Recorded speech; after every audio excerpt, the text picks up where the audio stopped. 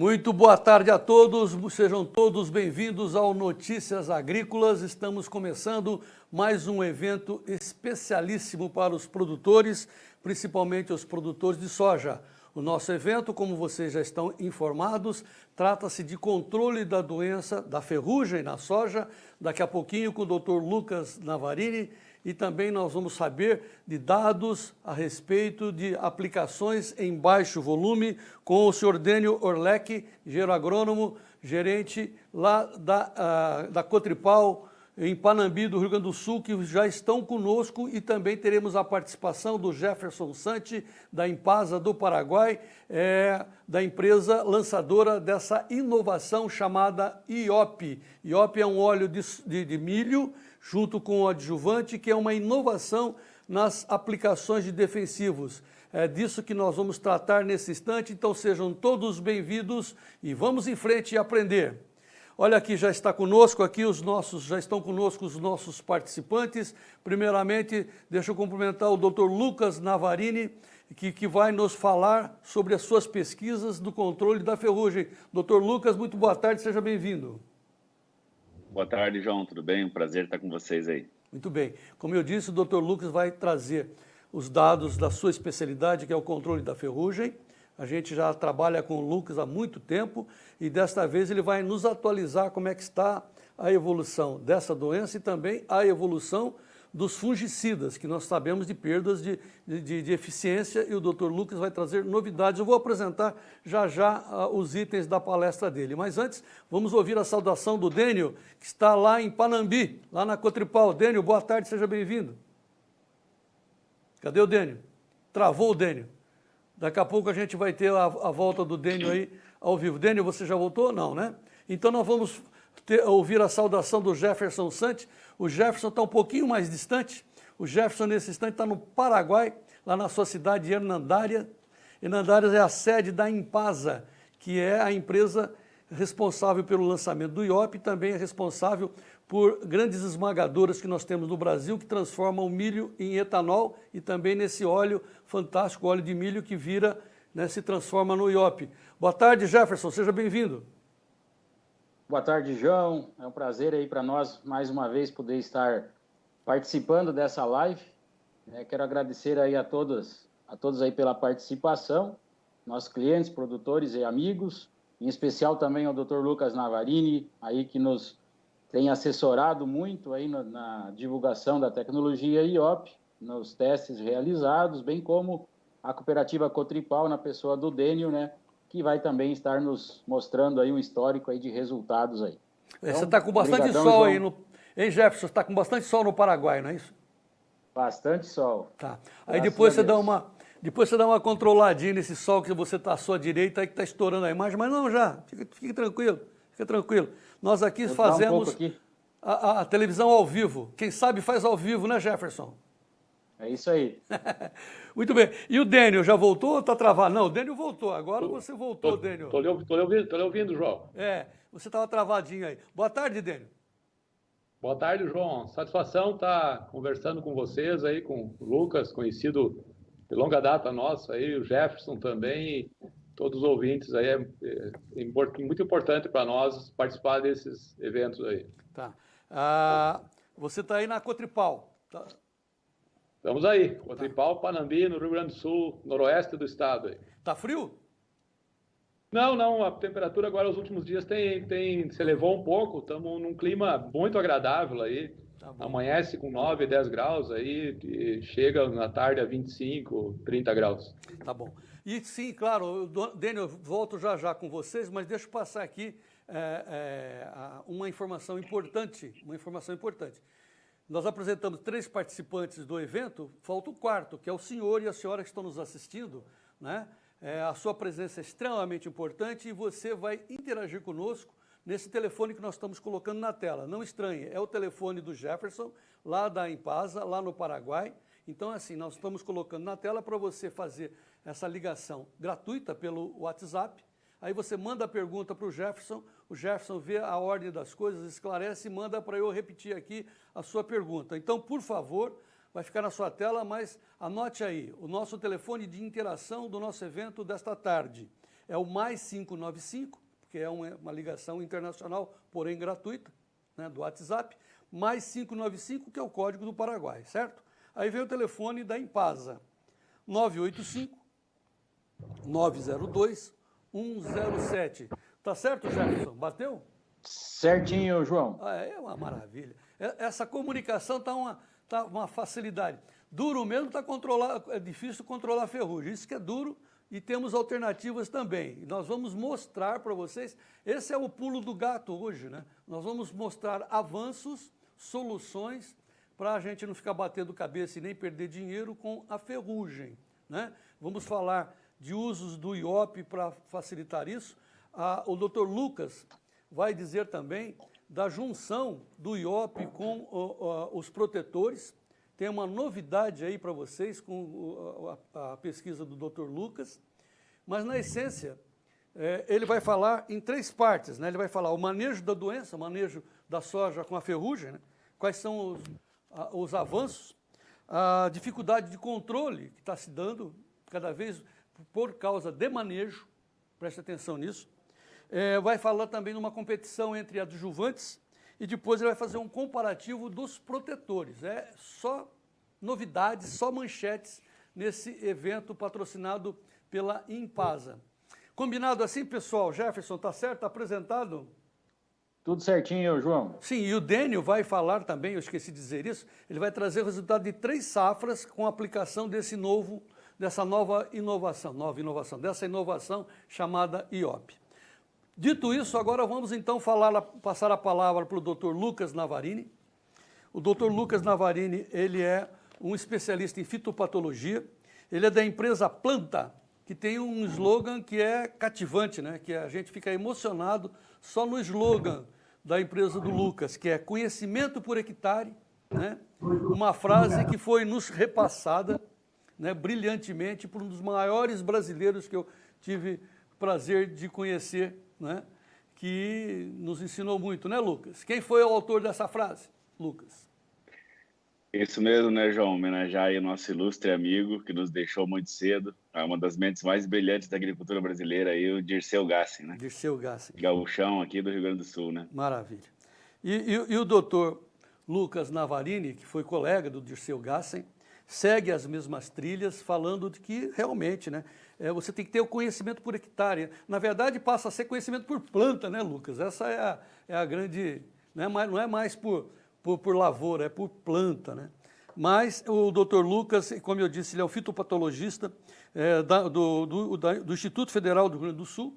Ele está em Ibirubá agora e com essa sua empresa, a Planta, fazendo pesquisas em fitopatologia com foco na ferrugem. Muito que bem. Então agora são 16 horas 11 minutos, vamos passar a palavra para o Dr. Lucas para que ele possa explicitar esses 4 itens da sua palestra e nós estamos com o telefone para você. Quem não cadastrou, por favor, se cadastre. Quem já tem cadastro vai ter mais facilidades de comunicação com a Impasa, mas eu sugiro a todos que comecem a colocar suas perguntas, suas dúvidas a partir desse instante. Vamos em frente. Dr. Lucas, a palavra é sua. Tá bem, João, muito obrigado. Obrigado, pessoal que está nos assistindo aí, boa tarde. É uma honra, de novo, participar aí com alguns eventos com a Impasa, né? O nosso foco de pesquisa maior é sobre o manejo das doenças em si, né? E principalmente o manejo de resistência. Mas nós sempre tivemos um pezinho lá na tecnologia de aplicação, testando algumas inovações e novos conceitos, e muito direcionado para a área de adjuvantes. Então, a gente vai terminar o final aí falando um pouco sobre adjuvantes também, né? E tentando trazer isso mais ao conhecimento atual, né, as necessidades de hoje da agricultura e da sojicultura no Brasil. E toda a conversa que eu quero ter nessa nossa live aqui da tarde, eu quero manter esse título aí, né? O que a gente realmente faz de planos, né? Qual a expectativa que a gente tem no manejo de doenças, pensando em qual é a doença principal da minha região, qual a minha principal doença que me direciona, me orienta no meu planejamento de manejo e de manejo de fungicidas, e contra a realidade, né, a realidade do que a gente realmente alcança pelas adversidades climáticas, a dificuldade operacional, muitas vezes, e também o cenário de resistência, que às vezes a gente combina vários produtos e não consegue ter aquela máxima eficiência de controle em virtude do cenário de resistência que as doenças têm apresentado a diversas tecnologias que nós temos hoje no mercado dentro do manejo em soja, né? Aqui uma foto só para ilustrar nosso campo experimental em Passo Fundo, né? O nosso principal local de experimentação aí hoje. A gente tem algumas parcerias em outras regiões do estado e também no Cerrado brasileiro atualmente, mas aí é onde tem a maior parte das nossas pesquisas, né? Onde a gente dedica a maior parte dos ensaios mais exploratórios em diversas situações, né? E começando a nossa conversa, de fato, eu chamo a atenção primeiro para essa foto. Todos sabem, né, que tivemos uma safra extremamente seca no Rio Grande do Sul e também no sul do Brasil como um todo. E o sul do Brasil não teve ferrugem, né, João? Então, você estava falando aí antes, né? Paraguai não teve uma incidência significativa de ferrugem. Nós mesmos aqui em Passo Fundo não chegamos a níveis nem de 5% de severidade nas testemunhas, mas eu chamo a atenção para essa foto. Essa foto é uma das quadras do nosso campo experimental em Passo Fundo nesse ano, 2020, sem ferrugem, uma cultivar precoce muito popular na região. E notem aqui que eu estou apontando para vocês. Aqui a parcela testemunha, sem nenhum tratamento de fungicida, e ao lado um dos diversos tipos de tratamentos que a gente testa no nosso campo, né? Mostrando uma diferença visual bem expressiva, né? Em termos de preservação de folhagem, de verde e tudo mais, né? Uma foto que justifica, né? E assim, nos traz à tona aí uma frase que eu falo há algum tempo, dizendo que os fungicidas eles são indispensáveis para a cultura da soja nos níveis tecnológicos que a cultura está hoje, né? Você vê nitidamente aí que mesmo considerando a ausência da principal alvo do sul, a ferrugem, a doença mais perigosa, né, que mais pode causar prejuízo, mas nós temos outras doenças, né, não é só de ferrugem que a soja sofre, que deve estruturar nosso planejamento de manejo, né? E falando justamente delas, esse gráfico é um apanhado de alguns anos de pesquisa e observações, né? Nós vemos que a ferrugem, de fato, ainda é o principal, né? O principal direcionador de planejamentos, a expectativa de prejuízo, quando se fala em doenças, ainda é muito ligada a ela, né? Ela já chegou no passado aí, em situações reais, comerciais, até 90% de prejuízo em produtividade. E na realidade, numa média de quase 8 anos, nós vemos que o tratado e o não tratado, né, quando perde o controle de ferrugem, pode ainda roubar em torno da metade do potencial produtivo, né? Uma lavoura de 80 sacos pode perder facilmente 40 sacos por hectare para essa doença. Seguido dela, a mancha-alvo. Na minha opinião, hoje é a doença mais importante, né, no Cerrado brasileiro, não só no Sul, né? Acredito que deva ter pessoal assistindo nós de todo o país, aí do Paraguai também.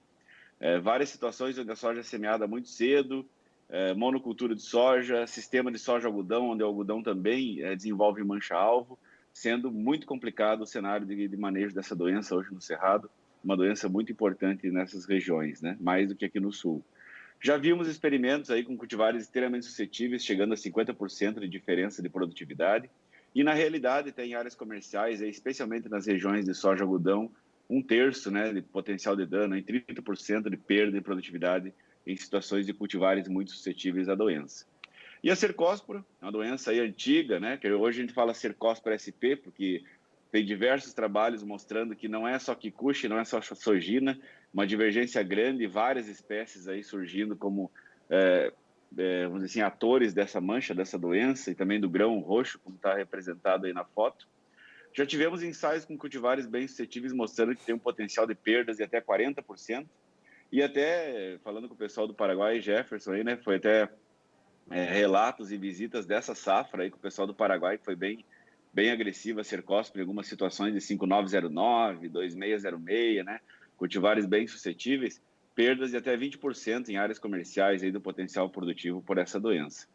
E assim, pessoal, considerando, acho que essas são as 3 principais doenças foliares da soja e que nos direcionam em grande parte nossos manejos, né? Claro que entra junto um oídio, tem ainda em regiões de altitude, e aqui no sul foi uma safra mais seca com um oídio bastante presente, né? 20% aí do potencial de prejuízo. E a antracnose, uma doença de difícil diagnose, o pessoal ainda confunde com outros tipos de sintomas, e também difícil de obter resultados bem consistentes a campo quando a gente fala de prejuízo em produtividade. Mas algumas medições que fizemos em áreas com alta pressão de doença, aí chegamos a medir até 20% de diferenças, né, em diferentes manejos, em diferentes situações, mostrando que também é uma doença muito importante e de difícil controle. E falando em expectativa, né, a primeira expectativa que a gente fala em manejo de doenças é qual o meu potencial de prejuízo. Quando o cara pensa nisso, ele pensa, então eu tenho que comprar fungicida, vou ter que investir nisso para não perder a minha soja, né? E aí pensa, primeiro, que vai ter que controlar. E o segundo ponto é o que eu controlo. O segundo ponto é quando eu controlo, né? E pensando nisso, jogando no mesmo aspecto a fenologia, tentando, entre aspas, né, conectar dados médios de algumas safras, mas qual doença é mais importante em cada momento fenológico, a gente começa falando do vegetativo. Os dados médios aí de várias safras, a aplicação do vegetativo ela tem um forte impacto no controle de mancha parda, principalmente, e oídio nas regiões altas ou regiões mais ao sul. E em alguns casos mais atuais, aí, mancha-alvo já é muito importante nesse momento, aí, no Cerrado, principalmente no Mato Grosso, né? Mas impacta em média com 3 sacos por hectare quando não tem ferrugem no sistema, né? Quando o vegetativo já é uma soja de segunda safra, uma soja de janeiro, aí com certeza as diferenças de produtividade são maiores de você ter ou não essa aplicação nesse momento fenológico, em virtude de que a ferrugem tem um potencial maior de prejuízo, né? Seguido da aplicação do vegetativo, nós vemos que o fechamento das entrelinhas é uma aplicação que já tem um impacto maior no resultado, chegando até quase 6 sacos por hectare dentro do Programa Geral de Manejo da Soja no seu desenvolvimento, e uma aplicação muito importante para mancha-alvo, visto que mancha-alvo é uma doença rápida, agressiva, e que a sua fonte, né, da onde ela vem, a fonte de inóculo, ou é via sementes contaminadas ou da palhada, né, do resíduo do seu hospedeiro anterior, seja o algodão, a crotalária ou a própria soja em monocultura. Então, por isso que precisa de uma boa penetração, né, nós conseguir atingir essas folhas do bacheiro, e essa aplicação do fechamento se torna importante para esse alvo. E, claro, a aplicação do florescimento ainda é a aplicação com maior impacto no resultado da soja. A gente chegou a medições aí de 12 sacos por hectare na montagem desse gráfico, que necessitou uma revisão boa aí de alguns anos de dados e de áreas comerciais também. É a aplicação mais preventiva e que mais gera impacto no geral aí no quadro de controle de ferrugem. E, claro, não esqueçam daquele cara que está escondidinho ali, né, um pouquinho menor, mas é a principal aplicação do mofo branco. O mofo, a principal porta de entrada são flores e, com certeza, o florescimento é a aplicação mais importante para o manejo dessa doença, que também tem um potencial de dano muito elevado, né? Depois, a formação de vagens, a gente vê que é uma aplicação importante para a traquinose. Nós imaginávamos que o florescimento também era importante, mas a gente vê que é uma doença que ela demora um pouco mais para se desenvolver, e realmente o início da formação de vagens tem um impacto importante para o manejo da antracnose, com um resultado médio aí nessa aplicação em torno de 5 sacos por hectare aí de incremento em produtividade. E, por fim, a aplicação de enchimento de grãos. O foco principal é em cercóspora.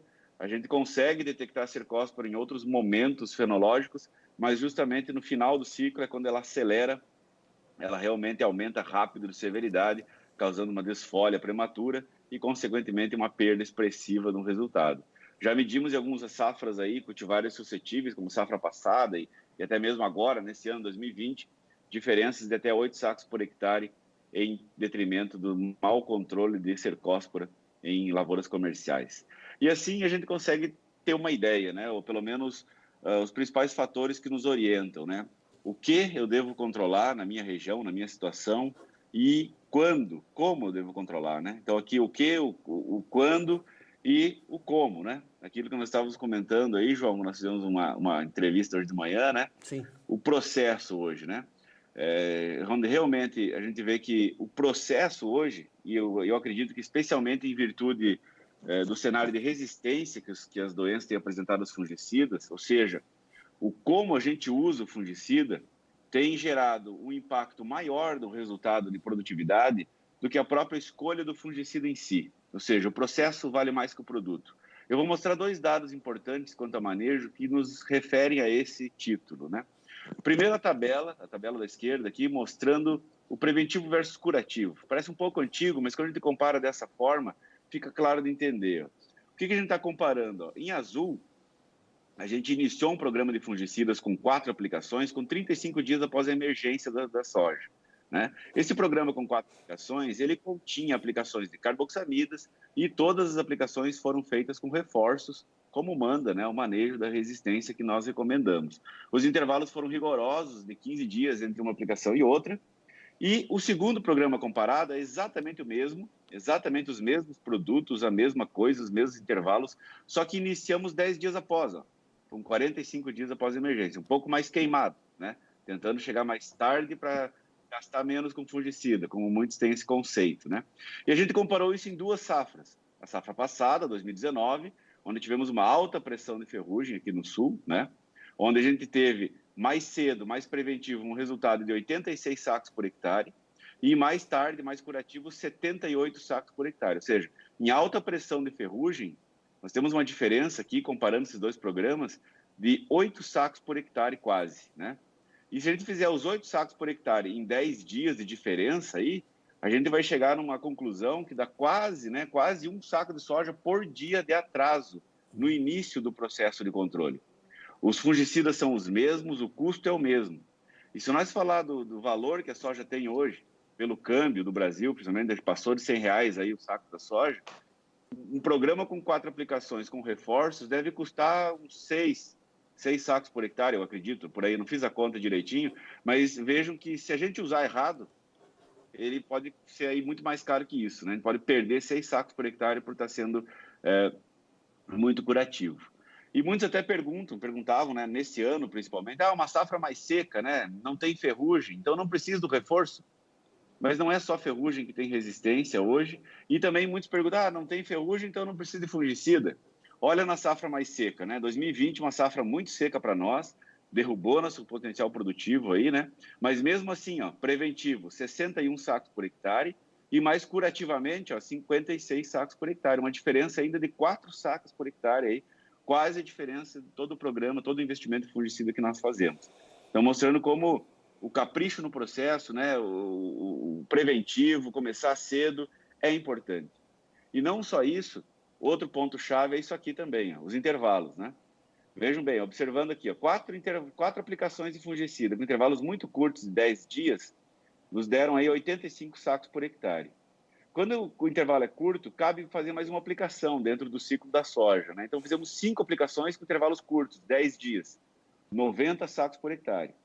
E o recomendado, né? 4 aplicações com intervalo de 15 dias, 90 sacos também. Ou seja, muitas coisas que a gente pensa, muitas vezes, não agregam da mesma maneira que nós imaginamos. O intervalo muito reduzido, ele acaba agregando mais em custo do que de fato em resultado. Então, isso deve ser observado com um programa bem estruturado, começando preventivamente. Intervalos de 15 dias já são muito bons para manter um bom resultado de produtividade e de controle. Mas cuidem, intervalos de 20 dias, que ainda são praticados em várias regiões e por vários produtores, já derrubou o resultado aqui com 4 sacos por hectare e, evidentemente, que esse resultado reduziu em virtude da deficiência de controle de ferrugem. Então, não dá para inventar moda, né? Não precisa encurtar muito o intervalo, mas também não dá para fazer de 20 em 20 dias, que vai haver uma perda aí sobre o investimento desse programa de fungicidas. Tá bem? Seguindo daqui, pessoal, mancha-alvo, né? Acho que uma doença importante do cerrado, né? Em virtude do cenário de resistência e também dos sistemas de cultivo hoje, da monocultura de soja, né? Uma doença que começa cedo. E eu trago só essa foto para mostrar aqui, ó, esse fator, né? Essa foto aqui, esse sintoma, que é de mancha-alvo, ele ainda tem sido muito negligenciado em algumas situações na fase vegetativa. Em cenários de alta pressão da doença, ela aparece muito cedo e o pessoal vai olhar a lavoura e diz que isso aí é uma fito do glifosato, é uma fito do que foi aplicado ali logo após a emergência nas folhas do bacheiro, mas na verdade, muitas vezes, isso aqui já é o início da mancha-alvo bem precoce, o que nos indica uma aplicação para ela já desde o vegetativo, nesses cenários de alta pressão de inóculo, né? Porque se não feita aqui muito cedo, quando floresce a soja fecha, a gente já tem essa mancha aqui lá no bacheiro, lá embaixo. E tendo essa mancha aqui lá embaixo, a gente já tem um controle bastante difícil, né? Um cenário bastante curativo, e a gente não vai conseguir deixar aquele bacheiro livre da mancha e já vai estar assumindo aí uma realidade um pouco diferente, né? Aquela expectativa que a gente tinha já não vai ser aquele controle ótimo que nós esperávamos. E a grande dificuldade que tem trazido hoje nós falar que a mancha-alvo tem que ser manejada mais cedo, não é só esse cenário aí de muito inóculo, de sistemas de cultivo que favorecem a doença. Também é esse cenário da resistência, né? Vocês estão vendo aqui na esquerda fotos do inside header de mancha-alvo, né, mostrando uma alta severidade da doença e, na direita, uma baixa severidade. Aqui à esquerda de vocês é uma aplicação de carboxamida e à direita uma aplicação de triazóis. Então, isso mudou, né, de 2017 para cá.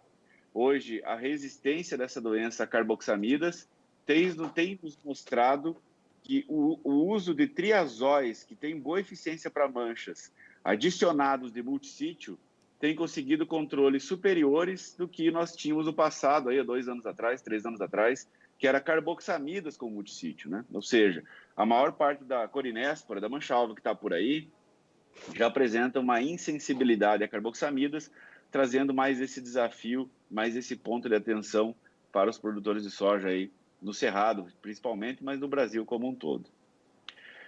A ferrugem, claro, é a nossa principal doença de trabalho, né? Ela já tem apresentado ao longo dos anos resistência a triazóis, resistência a estrubirulinas, que foram um grande baque para nós, né? Nós perdemos aí nossos principais produtos de controle na época, né? 2011, 2012, e mais recentemente também resistência às carboxamidas. Então, trazendo dificuldade, uma doença extremamente agressiva e que, via de regra, afeta com mais força as regiões que plantam soja um pouco mais tarde, né?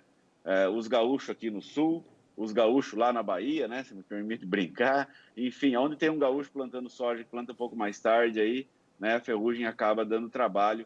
Mas ainda a gente tem boas alternativas e boas ferramentas para o manejo dessa doença, né? Junto com ela, cercóspora, né? Fotos bem recentes tiradas aí do Paraguai, aí do nosso amigo Jefferson, né?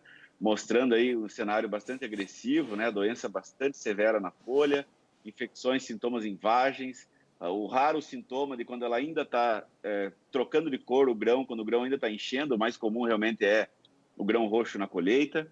E também nós temos aí já alguns trabalhos até um pouco antigos mostrando resistência dessa doença a alguns benzimidazóis e mais recentemente, né, publicados ano passado, tinha uma publicação de 2015 e algumas publicações do Congresso, mas publicado ano passado também resistência de vários tipos de cercóspora para as estrubirulinas. Então, vendo que se a gente não fizer um bom reforço, um bom manejo até o fim, não é só o começo, né, até o fim, a cercóspora ainda vai nos roubar um pouco do resultado, um pouco da rentabilidade do nosso negócio. E o grande indicador é isso aqui, né, pessoal? Se você está vendo um grão roxo aí, ó, está colhendo a tua roça lá e está vendo o grão roxo do soja no caminhão, na máquina, isso é um grande indicativo de que antes disso o fungo estava aqui, ó, né? Ele começa por aqui, ele pega a vagem e ele deixa o grão roxo. Então, se tem grão roxo, certamente você teve um prejuízo significativo causado pela mancha lá na folha, lá antes, e talvez não observou com o devido critério que precisava, né? E justamente englobando isso, a resistência hoje nos traz esse desafio, né? Esse gráfico ele tenta ilustrar aqui cada mecanismo de ação fungicida pelo tamanho que ele tem, tanto em importância para o manejo das doenças no cenário de resistência, quanto também em tamanho de mercado, né? Como é o uso hoje, como eles estão representados. E se vocês olharem, nós temos aí 7 mecanismos bioquímicos de fungicida diferentes para a cultura da soja. E você hoje, nesse cenário de resistência, pensar que vai misturar todo mundo aí, né? Vamos dizer, fazer uma mistura super completa e aplicar todos aí, quase, ou metade deles, durante as aplicações, durante o manejo de fungicidas, certamente vai ficar um manejo ótimo, mas também vai ficar um manejo muito caro, né? Então, o que é difícil hoje é que nós precisamos usar a inteligência e o conhecimento que nós temos de forma muito estratégica para conseguir um manejo economicamente plausível e agronomicamente eficiente nesse cenário difícil e de resistência. Porque muitas vezes a gente falou de cada alvo, né? Só mancha-alvo, só ferrugem, só cercose, mas eles não vão estar sozinhos, né? A gente vai ter mais de um pepino desses para resolver e a gente vai ter que conectar as coisas e entender o que a gente está fazendo em cada momento que a gente for entrar com fungicida, né? Não adianta só calendarizar. Nós vamos ter que ir lá, sujar a botina, sujar a meia, ver o que está acontecendo para saber o que a gente mistura na próxima, né?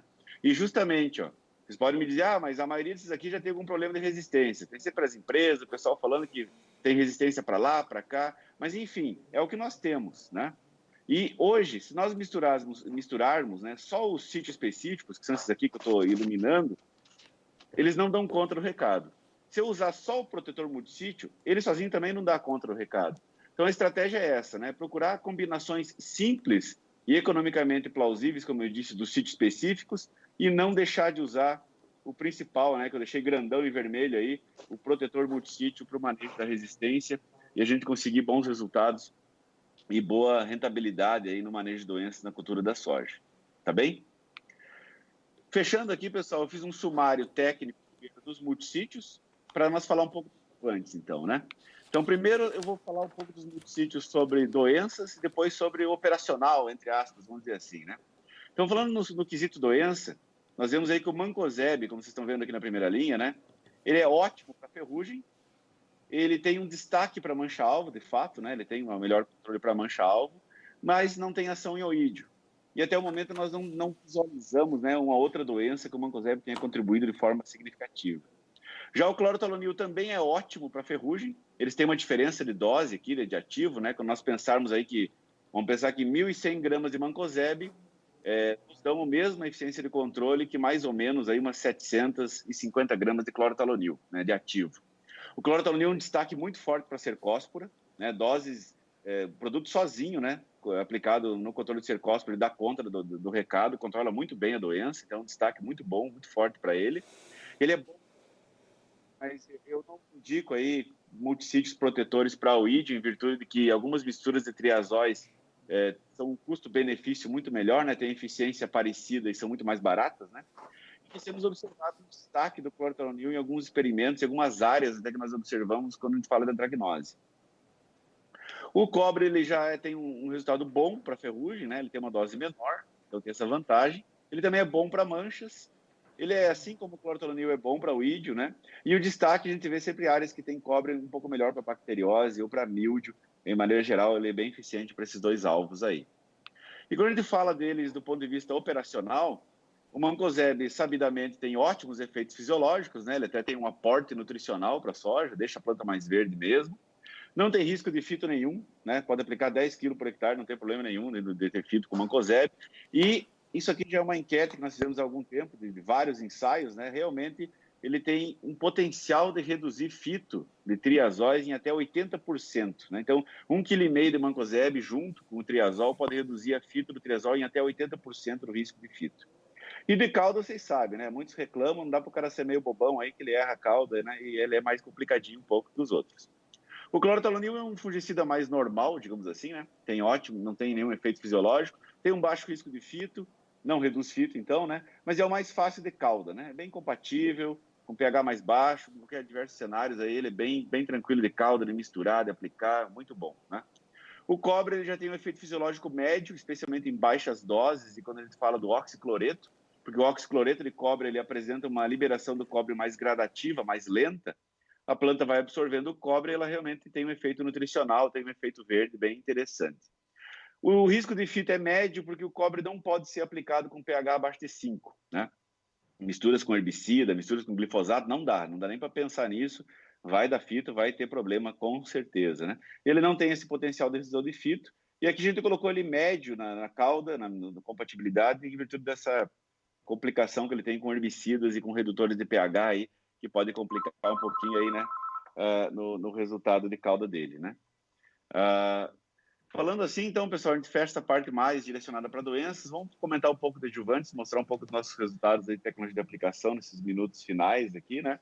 Sim. E principalmente falando de adjuvantes, né? A nossa dificuldade é isso, né? Você tem um alvo com uma mancha, nesse caso aqui, né? Mais fácil e mais diferente, vamos dizer, de manejar, porque é uma área necrosada, e uma ferrugem extremamente pequena, extremamente escondida, para você tentar atingir também, né? E falando em adjuvantes, né, o conceito do adjuvante é que qualquer coisa, né, qualquer aditivo que você vai usar junto com o fungicida para tentar melhorar a ação dele, né?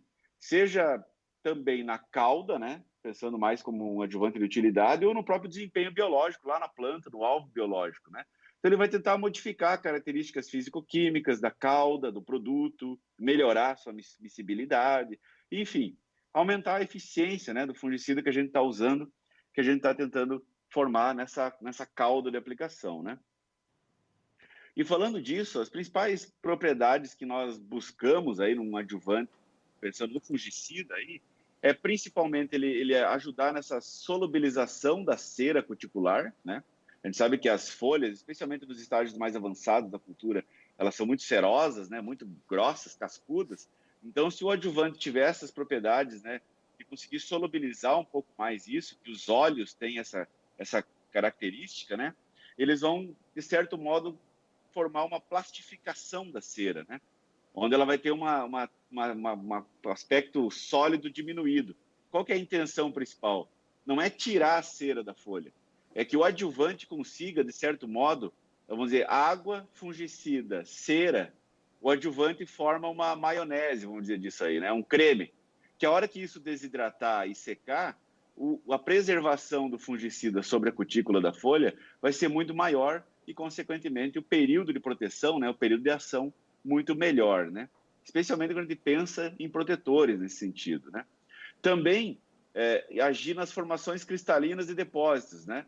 Quando a gente pensa que a penetração de um ativo, de um depósito cristalizado, né, seco, ele é menor do que um amorfo, né? E aí a gente pensa nesse conceito principalmente quando a gente pensa em baixa vazão. Porque se vocês pensarem comigo, é um pouco simples, vocês podem me chamar meio de louco aí às vezes, né? Mas qual o principal problema da baixa vazão? De usar baixa vazão de aplicação, né? Vamos dizer, o ambiente, né? Temperatura, vento, enfim. Na verdade, é a água, né? Se a gente não tiver água na baixa vazão, a gente não tem tanta complicação, vamos dizer assim. Só que daí qual o veículo? Qual o veículo que vai me dar as propriedades que eu preciso para que o fungicida tenha boa penetração, boa plastificação, né? Miscibilidade com a cera da folha, enfim. Existe tecnologia, existe ciência nisso, mas é mais difícil, mais nova, né? E o pessoal tem que entender isso com mais critério, né? Também retenção de umidade no depósito, né? Não estou dizendo umidade e água, mas manter o fungicida mais prontamente disponível para ser absorvido e, consequentemente, melhorar a penetração de ativo para dentro da folha, são propriedades importantes dos adjuvantes aí que a gente precisa, né? E quando a gente fala do processo, né, de formação das gotas, então, é muito importante pensar que a ponta hidráulica ela sempre vai gerar gotas desuniformes, né?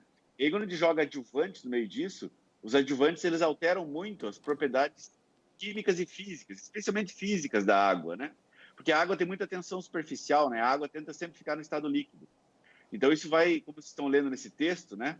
Ela é um único tamanho de gotas, não é formado nunca num spray, especialmente em ponta hidráulica, né? Então, a baixa vazão em pontas hidráulicas, ela acaba sendo muito mais dependente de bons adjuvantes para que tenha melhor uniformidade, né? Para diminuir essa polidispersão, para a gente não ter gota muito grande e gota muito fina, a gente tem um espectro de gotas mais uniforme, de tamanho mais uniforme, mais fino.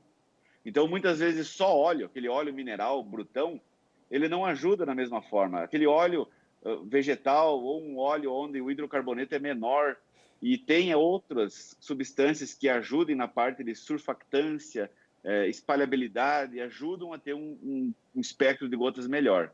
E quando a gente fala de atomizadores, o princípio é o mesmo também, mas o atomizador por si só, né, ele já gera um espectro de gotas extremamente mais uniforme que uma ponta. Então, são alguns dos pontos que a gente deve observar quando o Dênio vai comentar aí os bons resultados de baixa vazão, e, vamos dizer, conceituais, aí a gente tenta elucidar dentro das nossas pesquisas, quando a gente trabalha com alguns adjuvantes e algumas caudas, né? E não só falando o adjuvante, né? Também a cauda, né? A gente está usando um bom adjuvante, mas coloca tantas outras coisas naquela cauda, que até algumas delas têm algumas incompatibilidades, que afetam a possibilidade de que a água seja o veículo daquela cauda. E muitas vezes é melhor não ter água, né? Naquele cenário, para você ter uma boa aplicação, né? E o fato principal é esse, né? Como a gente coloca essas miligramas de ativo em cada planta, né? Em cada folha. Esse é o desafio que nós temos, né? Realmente a vazão não é o vilão. A vazão é porque é mais difícil, precisa de acompanhamento técnico. Eu, na minha opinião, hoje não acho possível um agricultor pegar e sair fazendo baixa vazão sem alguma consultoria. E se a gente pensar nesse sentido, aonde está dando certo baixa vazão, né? Onde tem uma consultoria. E hoje tem muito poucas consultorias focadas nisso no Brasil, né? Onde tem o cara que acompanha, que vê, que faz e que entende o que está fazendo, realmente vazões extremamente baixas têm mostrado excelentes resultados de manejo aí, não só na soja, como no algodão, em diversas culturas que nós visitamos aí ao longo das safras, né? E fechando aqui no final, pessoal, essa parte mais inicial, né, mostrar que a gente tem uma diversidade de situações, né, a gente tem uma diversidade de alvos, né, é planta daninha, é inseto, é doença, o cogumelinho ali, né, o fungo, a doença, tem a chuva, um cenário difícil de cerrado, né, o cara está pulverizando e a chuva pega ele com a máquina lá na roça, né. Então também tem que ter essa ideia, e por isso que as variações de vazão são importantes para poder agilizar essa operacionalidade, né? Porque muitas vezes o atraso no intervalo impacta mais no resultado de controle do que até mesmo a chuva, né? A lavagem pela chuva, dependendo do intervalo que foi aplicado versus chuva em cima da aplicação. O cara fica esperando, né, a chuva e não aplica, vai aplicar no intervalo de 20 dias, vai ter uma perda no mesmo potencial do que se tivesse aplicado debaixo de chuva, né? Então, são dificuldades na tomada de decisão que certamente são complicantes aí para das pessoas que têm que operar, né? Fotodegradação é um ponto importante para os protetores, né? O pessoal fala muito que o protetor é lavado pela chuva. Eu acho que até antes de ser lavado pela chuva, ele é fotodegradado, muitas vezes. Então, adjuvantes com propriedades que tenham de proteção solar, né? Diminuir a incidência de radiação sobre o ativo, diminuindo sua degradação, são muito importantes também. E, claro, nesse sentido, pensar que como os alvos são diversos, as propriedades físicas, químicas e os produtos são diversos, não vai existir nunca um adjuvante universal, né? Nós temos sempre que equacionar a nossa conta para lograr o melhor resultado possível, né? Outro ponto importante do adjuvante é as compatibilidades, especialmente quando a gente fala baixa vazão, né? Só para exemplificar para vocês, ó, em azul são os produtos aí, né? Solúveis em água está em verde, ó. É solução, né, normal, um sal de cozinha, né, um glifosato, e o pó solúvel, né? Todos os outros são insolúveis, ó. As emulsões, os WP, os WG, os SC, que a maioria dos produtos são SC, né? Aí você pensa, tá, se é insolúvel em água, como é que eu vou usar água para aplicar isso aí, né? Mas a gente usa água para aplicar isso aí. Então, por que você precisa do adjuvante? Porque ele tem o solvente orgânico, normalmente, né, que ajuda a miscibilizar, né, ou a misturar o óleo na água, né? Principalmente isso, né? Então, tornando solúvel as emulsões, né, melhorando sua eficiência, né, e outras características. Então, é importante também entender que a própria formulação do produto já tem um adjuvante nela para você poder usar a água como veículo, né? E se a gente mudar um pouco os conceitos, a gente vê que pode otimizar muito os cenários de baixa vazão, pensando em outros tipos de adjuvantes, outros tipos de substâncias que não eram usadas na agricultura até 2020, aí, né? Até 2017, 2015, por aí. E fechando, né? Então a gente divide os adjuvantes principalmente em de utilidade, que a gente usa para calda, né?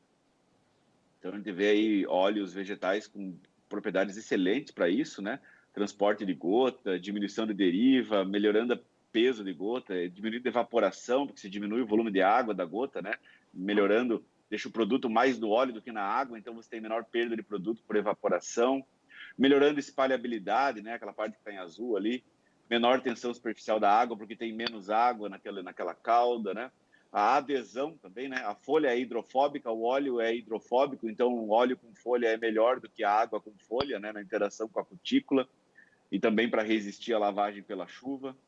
E depois lá embaixo, em verde, não esquecer da parte biológica, né? Isso também é muito importante, né? O produto não ser agressivo, não queimar, não dar fito, né? Então essa interação do produto com a planta, do adjuvante com o óleo, né? Planta, produto, dose.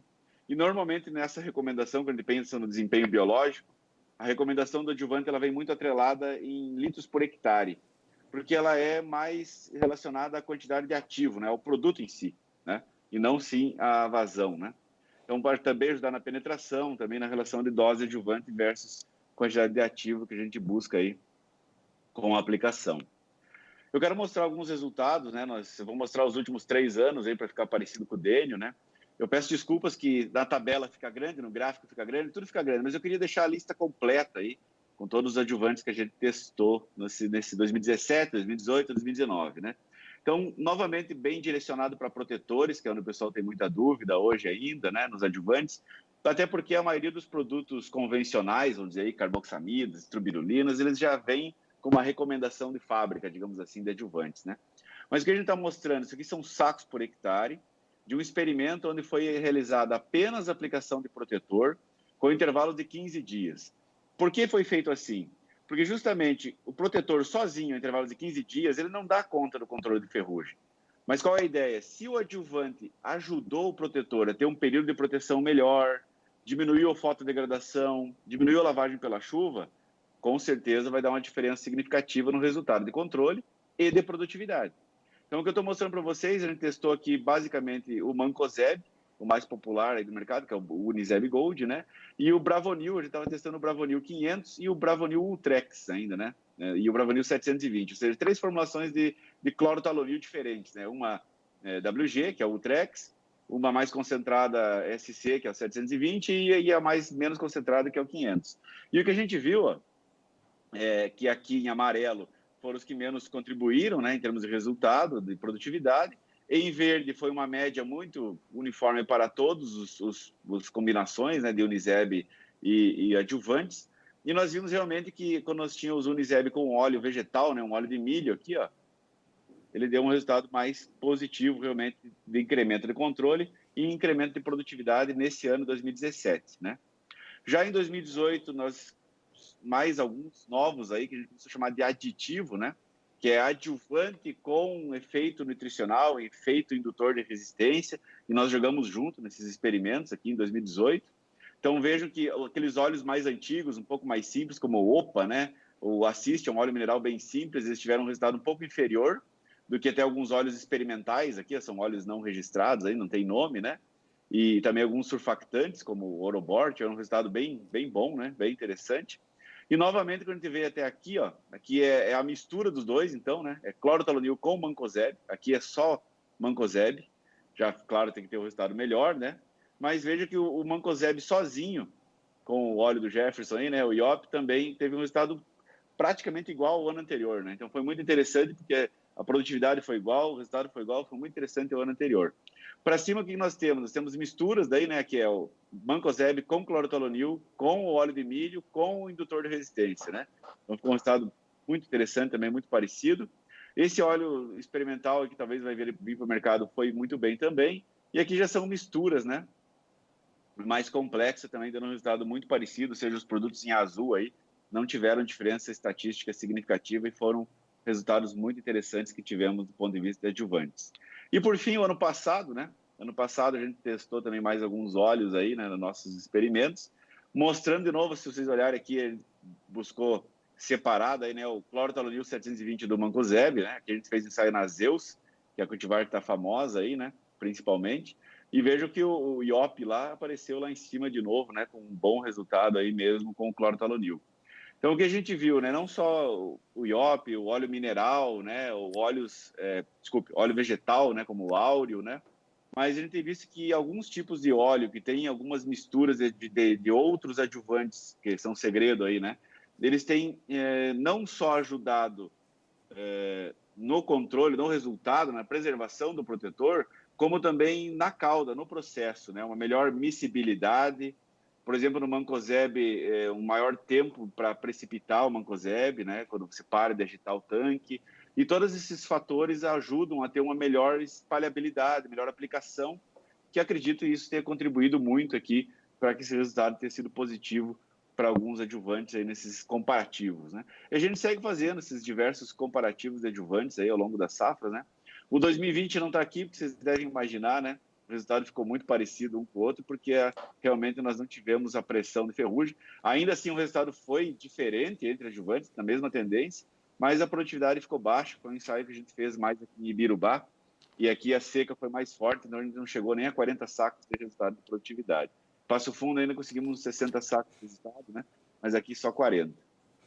E eu quero fechar minha participação aqui, João, como o pessoal gosta muito desses meus quadros coloridos, eu fiz um hoje aí para nós resumir os adjuvantes. Eu sei que alguns não vão concordar, alguns vão concordar, e não é bem assim também, mas vocês têm que entender que um ponto de dificuldade é você resumir a coisa, né? Então aqui é um resumão, né? Para dar aquela orientada macro quando a gente pensa em adjuvantes. Então o que eu cruzei aqui nesse quadro, né?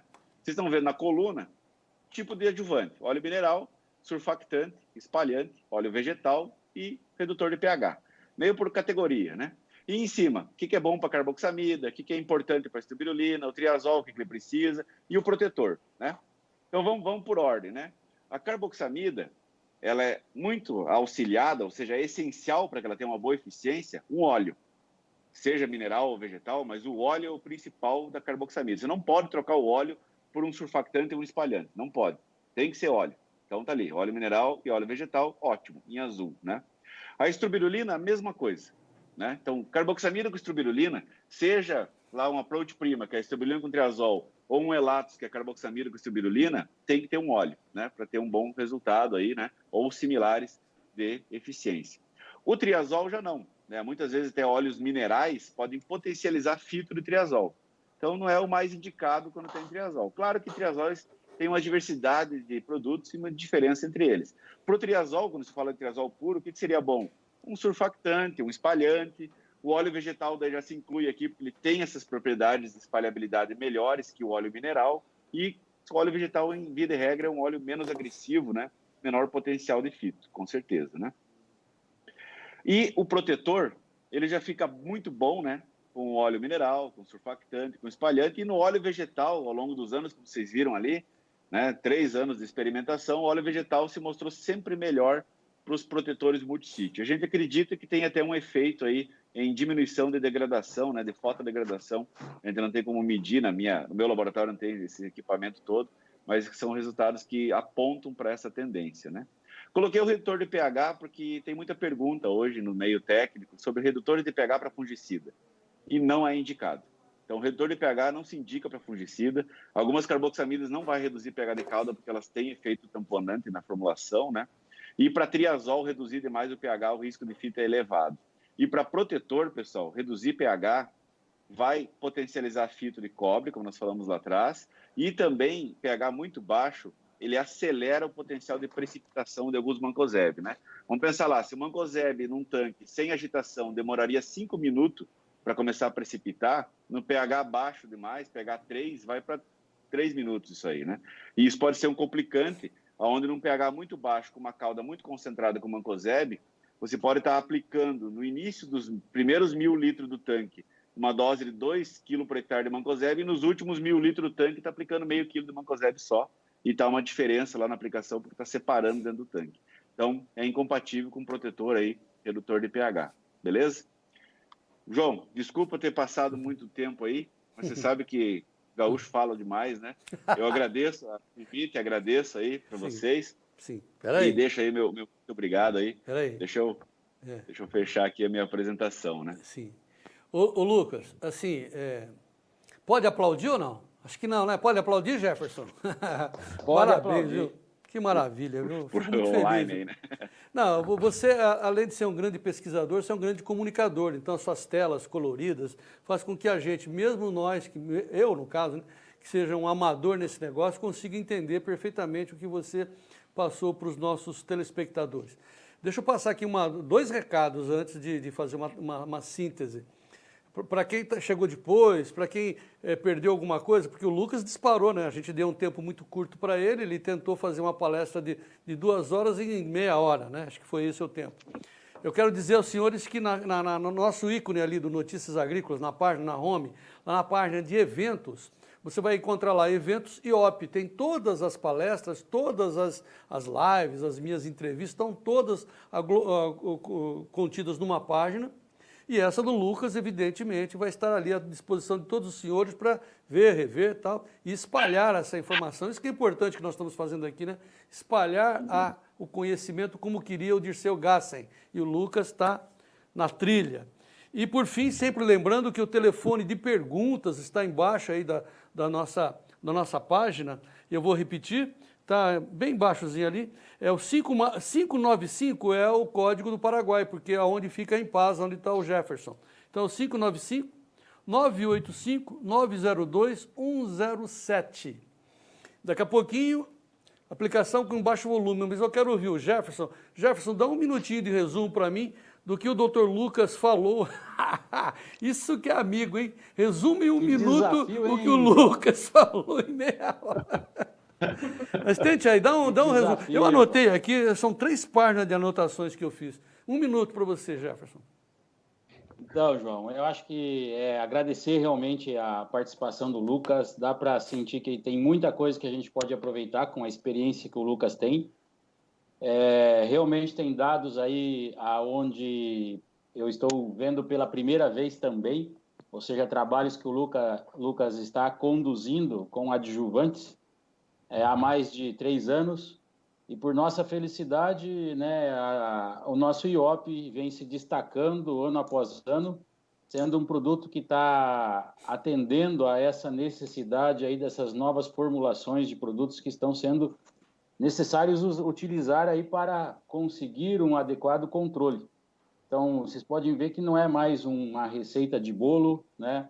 É algo que realmente, como o Lucas comentou aí, precisa ter um acompanhamento adequado, são vários tipos de formulações que estão sendo utilizados e a gente, com a tecnologia IOP, está conseguindo realmente, por ser um óleo vegetal, né, como o quadro do Lucas mostra aí, que ele consegue ser um produto bom para se trabalhar com todas as distintas formulações, né, os distintos ativos, né, que estão hoje disponíveis no mercado, e associado, ou seja, adjuvantes, ou seja, que melhoram as características dos óleos.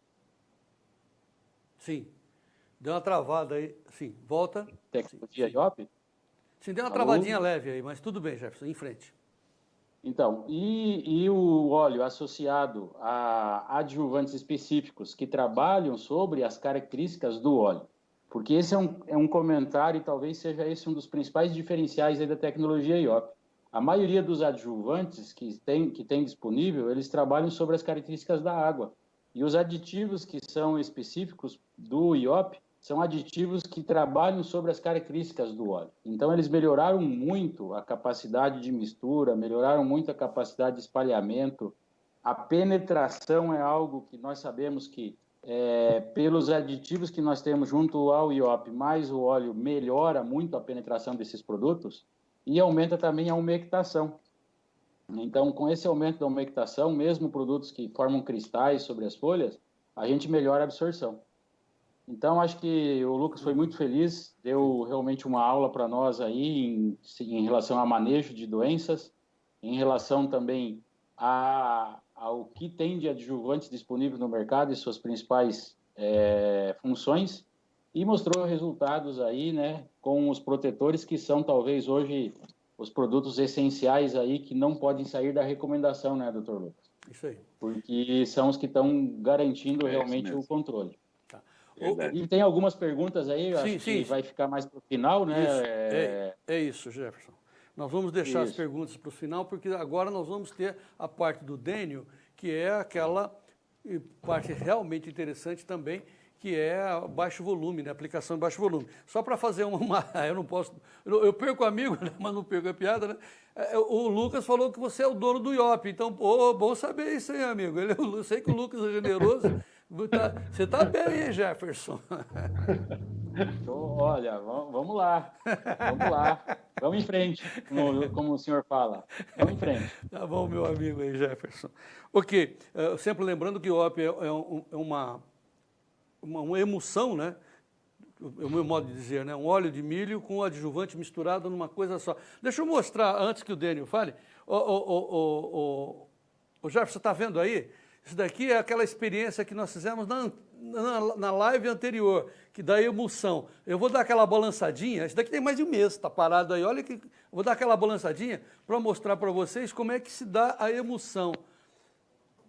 Essa é a emulsão do IOP. Certo, o Jefferson? Está certo aí que eu fiz? Eu sou amador. E aqui, ou seja, o que eu estou mostrando aqui, amigos? Aqui, ó, vou ter contraste com a minha camisa mais escura aqui. Que está misturado água com óleo, ó. Isso é uma mágica, mas enfim, é a tecnologia lá da Impasa. Muito que bem. Agora, doutor Dênio, engenheiro agrônomo Dênio Orlec, Cotripal, Panambi. Você fez 3 safras com o IOP, com a marca de vocês, e você tem esses dados para nos mostrar e falar também sobre baixa vazão. A palavra é sua, Dênio. Ok, João, só vou compartilhar minha tela aqui, então, para nós ver. Fique à vontade. Tá ok? Vocês estão vendo bem aí? Estamos vendo você, um pouquinho com dificuldade da internet, mas está tudo certo, estamos te ouvindo bem. Siga em frente. Por favor, Dênio. Ok, João, é uma satisfação, né? Agora, Parabéns, agora eu vi a sua tela. Resultados com o IOP Full, campo experimental da Cotripal. Isso aí. Isso aí. Bom, João, parabéns ao Lucas aí pela apresentação, né? O Jefferson também pelos comentários e a vocês por essa iniciativa também aí de trazer essas informações, né? Nós temos aqui na cooperativa, né? Como vocês falaram aí, três safras de verão de trabalhos, né? E estamos na terceira de inverno também. Apesar de que o assunto é muito focado na questão ferrugem da soja, nós também trouxemos aqui alguns resultados aí com a cultura do trigo, né? Aqui é uma imagem do nosso campo experimental, né? Da Cotripal, é onde nós realizamos os trabalhos. Já tem 20 anos, né? A gente comemorou esse último verão aí no início de março, aí no dia de campo, 20 anos de trabalho, com muitos resultados nesses anos, né? E que contribuíram muito para nossos técnicos, né? Para a cooperativa e para os produtores, né? Só antes de entrar nos resultados, João, a gente queria falar um pouco essa questão do baixo volume, né? Para nós, na verdade, ele já tem muitos anos, né? Vocês podem ver aí, né? Nós começamos esse trabalho lá em 91, né? Quando nós estávamos iniciando com o plantio direto aqui. Nós reduzimos naquela época já, a nível de Cotripal, né? A nível de produtores, reduzimos os volumes aí de 250, 300 litros para 40 litros por hectare, né? E o grande uso era em herbicidas, né? Dessecação era uma dificuldade, era o início de trabalho, e nessa época aí que nós começamos a trabalhar com os produtores com baixo volume. Talvez seja uma das iniciativas aí mais antigas em relação a baixo volume de aplicações terrestres, né? Fizemos muitas palestras, aí em 96 a gente fez um trabalho no 5º Encontro Nacional de Plantio Direto, né? Então isso é muito antigo para nós aqui, essa questão da discussão do baixo volume, né? Bom, em relação a resultados no campo experimental, como a gente comentou no início, né, aqui tem um resumo de todas as safras, né, desde 17 e 18, a gente considera a safra de verão, né, 17 e 18, 18 e 19, e aí as safras de inverno no meio, né. Hoje nós estamos em andamento com a safra de inverno 2020, onde nós temos aí até a avaliação já de alguns herbicidas de trigo com IOP Full, né. E assim, esse ano, no inverno, nós adotamos, João, todos os trabalhos que nós temos com fungicida no campo, em função dos resultados que a gente obteve das 3 safras de verão, todos os trabalhos de fungicidas, nós adotamos como óleo o IOP Full, né? A gente vinha fazendo ainda com alguns óleos das empresas, outros óleos, né? De acordo com a empresa posicionava. Porém, agora, em função dos resultados, a gente tem feito todos os tratamentos que nós estamos avaliando internamente com o IOP Full, né? Ainda fizemos trabalhos comparativos de IOP Full com outros óleos, né? Mas, resumindo, em 3 safras aí nós fizemos 285 diferentes tratamentos, né? E 1.018 parcelas aí com o IOP Full, né? Aqui só uma imagem do pessoal que trabalha no campo, lá nas aplicações aqui em trigo, né? A gente faz as avaliações com coletadeira de parcelas, né? Para você ter volume de parcelas, a coletadeira de parcelas é essencial, né? E é uma pena que é um custo tão elevado uma coletadeira dessas, né? Fica aí a deixa que se o nosso governo quisesse favorecer aí as estações de pesquisa, né? Poderia trazer algumas máquinas aí boas, né? Para o Brasil, tem importadas aí com excelente trabalho que poderiam fazer para nós, né? Bom, aqui já entrando então na questão de resultados, esse é o resultado lá de 17, 18, né? Aqui ele se refere no título aí nós temos o nome do Dr. Carlos Forcellini, né? Que é um pesquisador conhecido no Brasil inteiro e que sempre tem nos assessorado no campo experimental com a interpretação dos resultados, com a questão de locação dos protocolos, né? Então sempre está junto conosco aí acompanhando os trabalhos de fitopatologia, né? Pois bem, João, aqui é um trabalho que a gente resumiu aqui, né? Nós tínhamos à esquerda aqui vários programas de empresas aqui, né? Então cada número desses é um programa de empresas E aqui ao lado o mesmo programa, porém com IOP Full. Na época ainda nós trabalhamos com 0,5%, né? Nossas aplicações aqui no campo, nesse período, eram com 60 litros. Então foi com 0,5%, foi 300 ml por hectare, né? Então nós podemos ver que a média dos óleos normais aqui, né? Os óleos foi 101,4 e com o IOP foi 103,4. Já nos mostrou aí uma segurança grande da troca do óleo do IOP Full, né? Aqui já daí, então, eu vou alternar assim sempre entre safra de soja, safra verão, né, e inverno na cultura do trigo. Esse é um trabalho grande que a gente faz em 2 cultivares, né? Vocês podem ver Tebio Toruque e Tebio Sinuelo, né? Com vários programas de fungicidas aqui, com 4 aplicações, vários, né? E aí ele trabalhou com os óleos normais, né, das empresas e com o IOP Full. Então nós podemos ver que aqui alguns IOP Full ficou um pouco para baixo, outros ficou para cima, aqui para cima, né? Então teve uma variação. Porém a média ficou praticamente igual, né? Média 75,1, 75,3 nos óleos normais e com o IOP Full, mostrando também uma segurança no produto, né? No Tebio Sinuelo, a mesma situação, né? As 2 médias aqui de todos os tratamentos ficaram iguais, né? Assim, João, é importante nós falar que as nossas condições de aplicação que nós utilizamos lá no campo, a gente procura, a gente sempre fez assim, né? A gente talvez tenha que fazer alguns trabalhos diferentes, mas a gente sempre procura trabalhar nos horários em que as condições climáticas são muito favoráveis. Eu tenho certeza absoluta que o uso do IOP Full numa situação desfavorável climática, ele vai se sobressair mais ainda em relação a outros óleos ou outros adjuvantes, né? Voltando então 18, 19, aqui nós tínhamos já um resultado de IOP Full na cultivar ativa, né? Aonde nós tínhamos também vários programas de empresas, aqui embaixo da empresa 1, 2, 3 até 4, e aqui alguns programas misto, aonde a azul aqui é a testemunha, 73,62, né? E aí em marrom é com outros óleos, em vermelhos aqui é o IOP Full. Então aqui o IOP Full produziu mais, né? 2 sacos a mais, aqui produziu 2 a mais, aqui ficou igual, aqui produziu mais, aqui um pouco menos, né? Nessa cultivar ativa, a média dos outros óleos aqui ficou em 95,9 e IOP Full 96,7. Então um pouco superior nesse ensaio, considerando todos os programas, né? Programas bem robustos, né? De controle, produtividades muito altas, né? Mas o Jefferson é testemunha desse trabalho aí, ele viu essas parcelas aí no campo em 18, 19, foi um ano muito favorável para nós aí de produtividade, né? Aqui já é um trabalho que a gente começou a explorar um pouco essa questão de pontas e a questão de tecnologia de aplicação, né?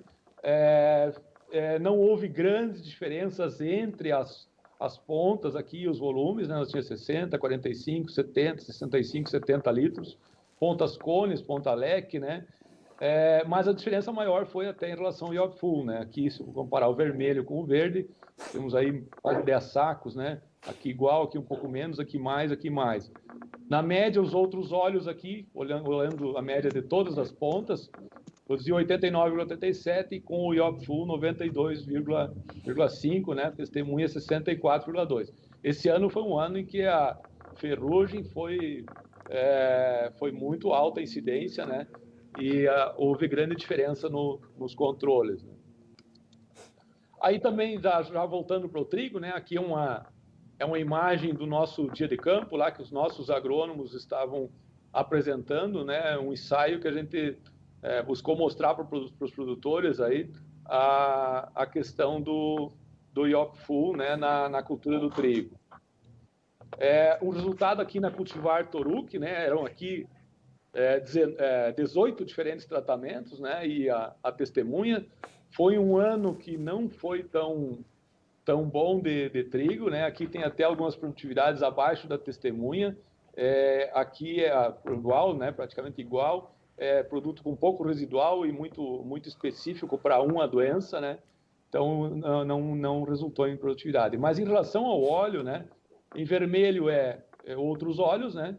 E em verde é o uso do IOP Full.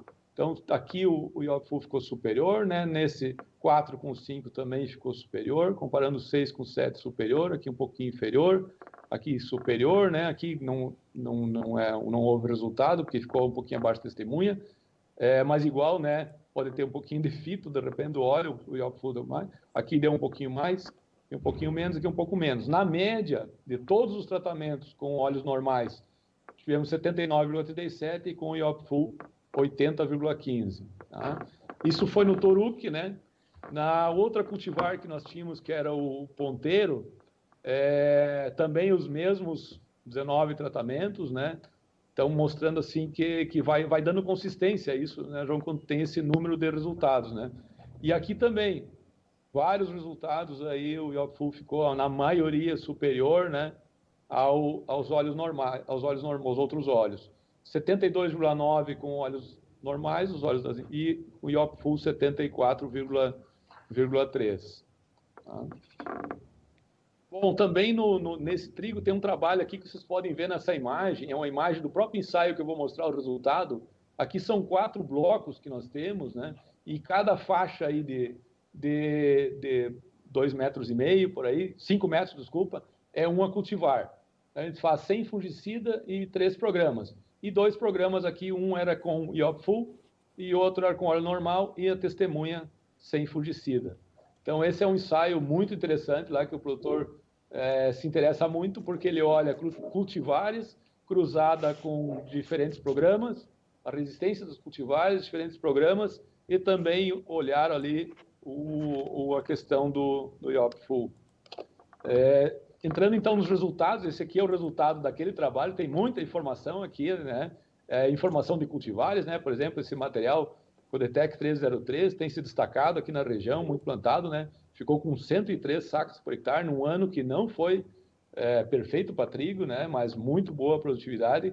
Então aqui nessa coluna nós temos esse programa de fungicidas aqui, né? Com Abacus, Tilt, Pioresta, Tilt, Abacus, Odin, um programa bem robusto, né, com 5 aplicações. Esse foi o resultado de produtividade com Iop. E aqui com outros óleos. E aqui a testemunha sem fungicida.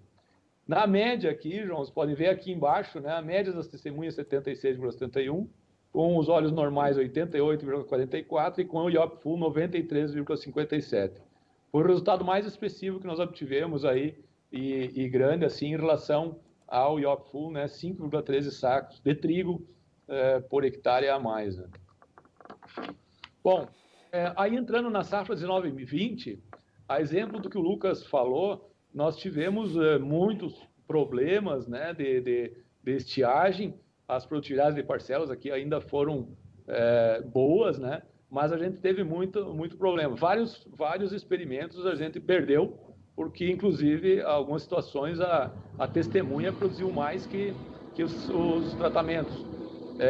Nós tínhamos os nossos ensaios em área de rotação, e aí a questão das doenças necrotróficas, aí as manchas, né, com certeza foram menores, né, e a ferrugem oídio praticamente não ocorreu. Né? Mas aqui a gente pode ver, nesse comparativo aqui de diferentes tratamentos, né, o 1 e o 2 é o mesmo tratamento, a única diferença é que aqui foi com outros óleos, aqui com o Iop Full. Aqui perdeu um pouco, né?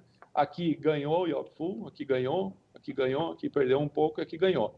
Na média ficou igual, né? Outros óleos e Iop Full nesse ano aqui ficou igual na média dos tratamentos, mas bem interessante esse resultado em vários produtos aqui, ele ficou superior. Bom, aqui nós tínhamos já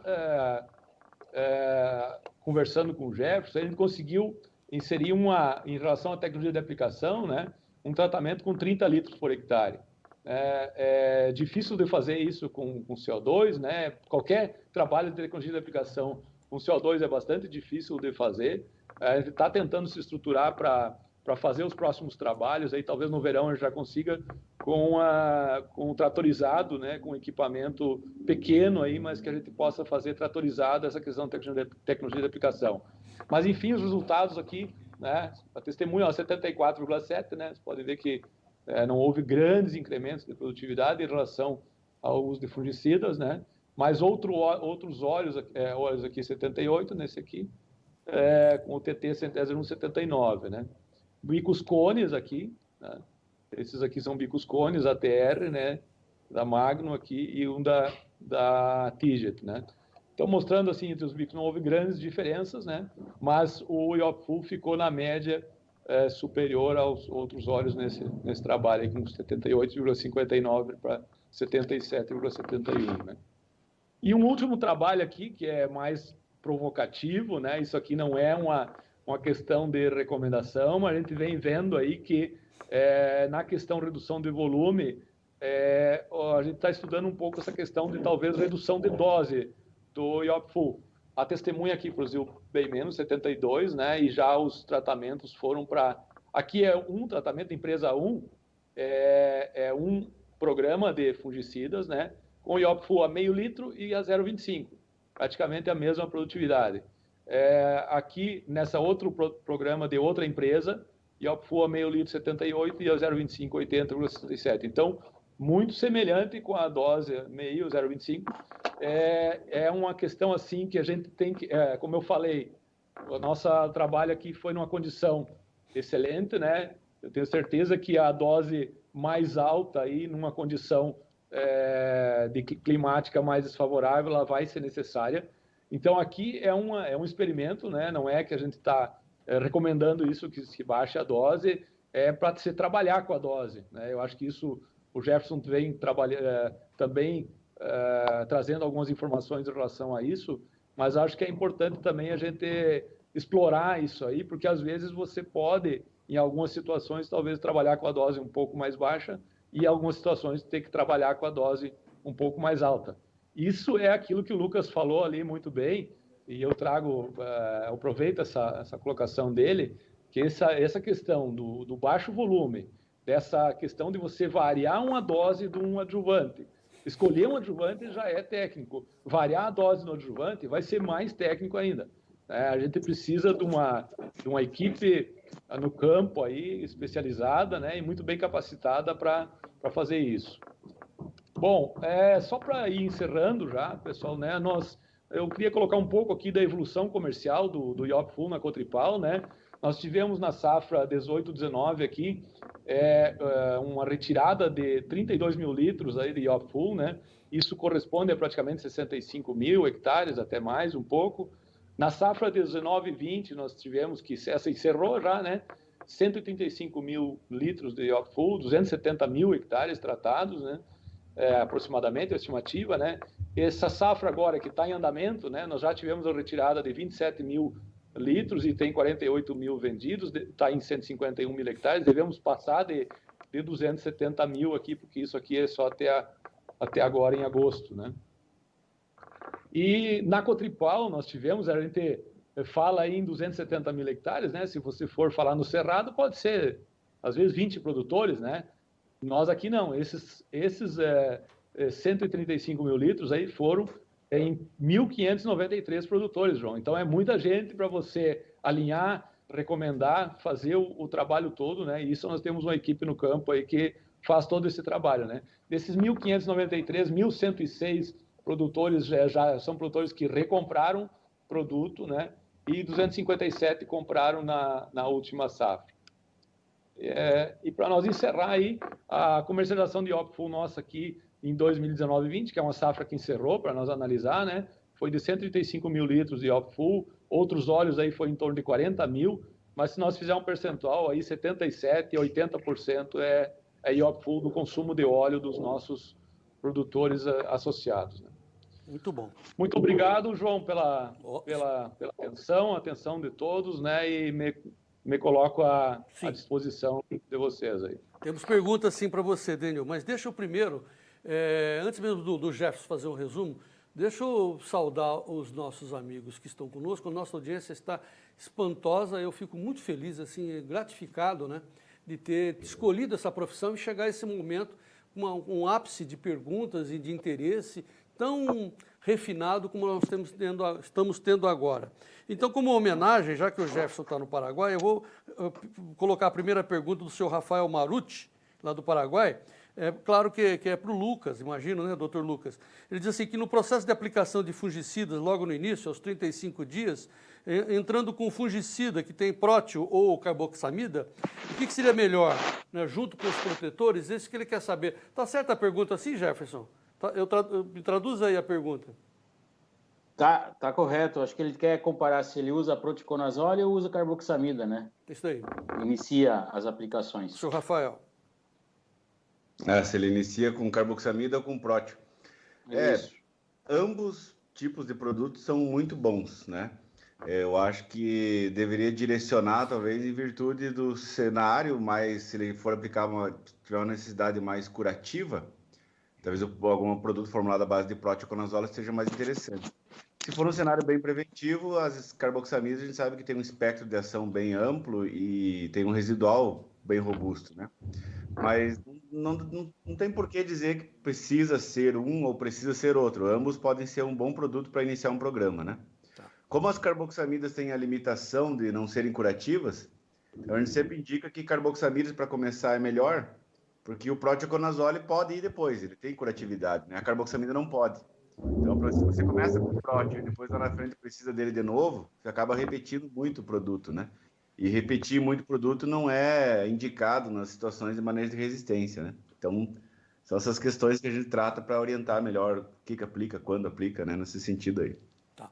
Do Tocantins, lá de Gurupi, o Rodrigo Cavalheiro pergunta para o Dênio: o que é mais aconselhável, Dênio? Utilizar baixo volume com pulverizador de arrasto ou apenas em uniporte e aérea?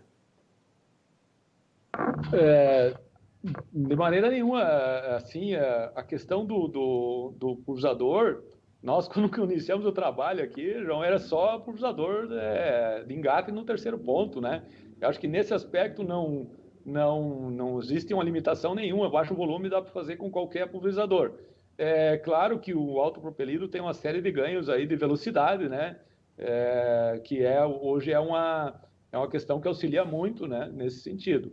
O pulverizador de arrasto normalmente tem mais problema de amassamento, né? Mas assim, no aspecto de formação de gota, na regulagem da pressão, no escolha da ponta, né?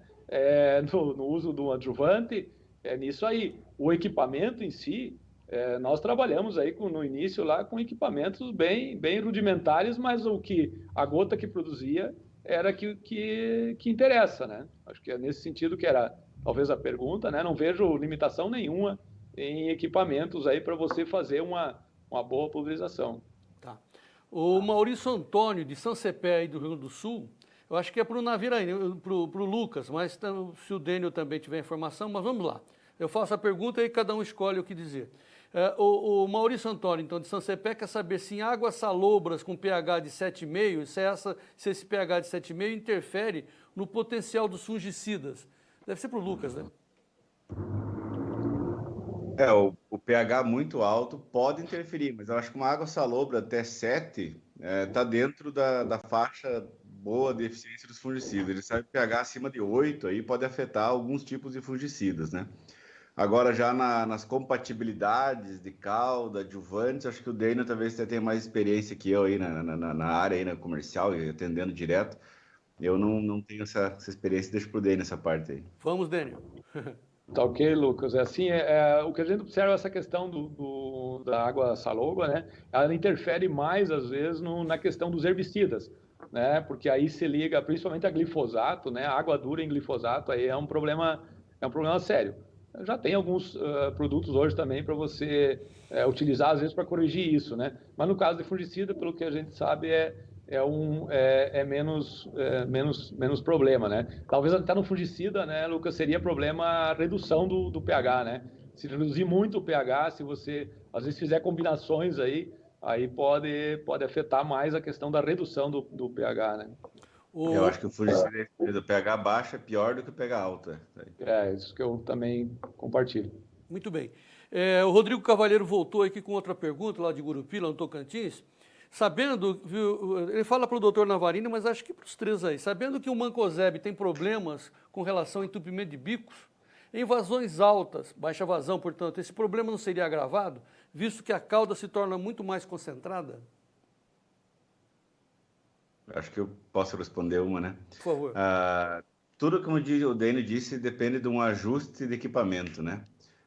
Eu tenho um vídeo que eu fiz aí na Bahia, aplicando Mancozeb 2 kg por hectare de avião a 10 litros de vazão, né? Então, 2 kg por hectare de dose do Mancozeb, 10 litros de vazão no avião, o aviãozinho amarelo e a cauda amarela e a aplicação saindo com perfeição, né? Então, acho que tem ajuste, como o Dênio comentou e eu também comentei, acho que o que falta é o pessoal entender que precisa ter o técnico especialista, alguém que entenda, não dá para fazer a facão, como diz no Rio Grande aqui, né? Que aí que não dá certo, aí entope bico mesmo, incomoda, o cara fica decepcionado. Agora, sabendo usar, tem tecnologia hoje aí que nos oferece muitas vantagens. Muito que bem. Agora, também para você, viu, Lucas? Como está sendo associado ao manejo das doenças os produtos biológicos? Podemos misturar com os fungicidas? A maioria dos biológicos para doenças normalmente são fungos antagonistas, então eles também moram com fungicida, né? Se a gente for pensar hoje num dos mais populares e mais promissores, que é o tricoderma, que é usado também para manejo de mofo branco, manejo de algumas podridões de solo, não dá para misturar com fungicida, tem que ser usado numa outro momento, outra ótica, né? Por exemplo, para manejo de mofo, pulverizar ele antes dos fungicidas, mais cedo no ciclo da cultura, num tanque bem limpo, né? Bem livre de resíduo de produto.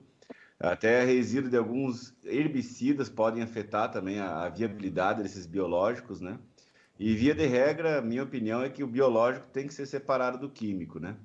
Eles são um futuro aí dentro da defesa fitossanitária. Acredito que em poucos anos aí eles vão ocupar um espaçoso, vão ocupar um espaço de quase 20, 30% dentro do manejo fitossanitário de problemas difíceis que temos, mas tem que saber usar com o químico. Não pode misturar no mesmo tanque, com certeza vai ter problema aí, vai prejudicar o efeito do biológico. Duas perguntas fundamentais aqui, né? A redução de água é fundamental. Eu vou lá para o Dênio, mas antes, proteção de gotas. Esse conceito de proteção de gotas é mais para o Jefferson ou você fala, Lucas? Como é que é isso? Olha, acho que podemos deixar uma para o Jefferson aí, né? Mas o conceito de proteção de gotas acho que é o princípio básico da baixa vazão, né? Então, explica para a gente, Jefferson, por que o IOP dá mais proteção nas gotas? Ele não divide as gotas, como é que é isso? Ele bate na planta, o que ele faz? Então, o primeiro conceito para a gente falar de proteção de gotas é entender que a cauda tem que estar mais concentrada. Se a gente lembrar aí dos conceitos aplicados pelo professor Alan, né, ele sempre fala assim, produto e óleo não evapora, mas água evapora. Então, o Lucas também comentou isso, talvez foi rápido, mas eu entendi bem. Água, muitas vezes, na baixa vazão é que é o problema, porque água é que tem uma evaporação maior, e produto e óleo não. Então, essa proteção da gota se dá realmente pela maior concentração dessa cauda. E aí eu consigo trabalhar em momentos que a temperatura está mais alta, a umidade está mais baixa. Então, eu tenho essa garantia. E aí é que é o critério, ou seja, que nós, da Impasa, junto no desenvolvimento da tecnologia IOP, estamos usando. Nós não estamos baixando dose por concentração de cauda. Eu vou usar 10 litros e vou usar 0,5%. Eu não usaria nada de óleo e não estaria protegendo a gota. Nós temos que manter essa dose por hectare para eu ter uma quantidade suficiente de óleo que tenha essa proteção. Então, acho que deu para perceber realmente o quanto nós estamos prezando por segurança, por todos os trabalhos já realizados, ou seja, no uso dessa tecnologia. E sabemos dos desafios que nós temos em trabalhar com baixo volume. Mas, ao mesmo tempo, eles nos motiva realmente em trabalhar em baixo volume, porque a experiência nossa de andar por esse Brasil, a gente sabe que nós temos produtores altamente tecnificados, com consultorias que estão acompanhando essas aplicações e que estão fazendo aplicações aí em autopropelidos de 20 litros a 30 litros por hectare, em aviões de 5 a 10 litros por hectare, trabalhando com caudas, com Mancozeb, aproveitando até a pergunta anterior, ou seja, mesmo Mancozeb, quando você tem adjuvante que tenha uma capacidade alta de emulsão, ele consegue estabilizar essa cauda com o mancozeb em alta concentração. E o IOP tem uma sinergia muito grande com o mancozeb nessas caudas. E nos resultados depois da aplicação também apresentados aí pelo Lucas. Então, são várias situações, ou seja, que nos remete a realmente, ou seja, trabalhar com uma cauda mais concentrada, dando mais segurança. Hoje eu posso dizer assim com segurança que a baixa vazão pode ser aplicada, né, com maior eficiência que a alta vazão. Mas concordo com o Lucas que tem que saber o que está sendo feito, né? Não é para todo mundo e fazer de qualquer jeito. Sim. Tem que ter um pré-misturador, tem que ter equipamento, ou seja, para fazer essa pré-mistura, porque muitos produtos foram desenvolvidos para serem diluídos em água. Então, a água continua sendo necessária para a gente fazer essa preparação de calda. E o adjuvante vem realmente para melhorar essa condição dessa aplicação e essa operação. Tá.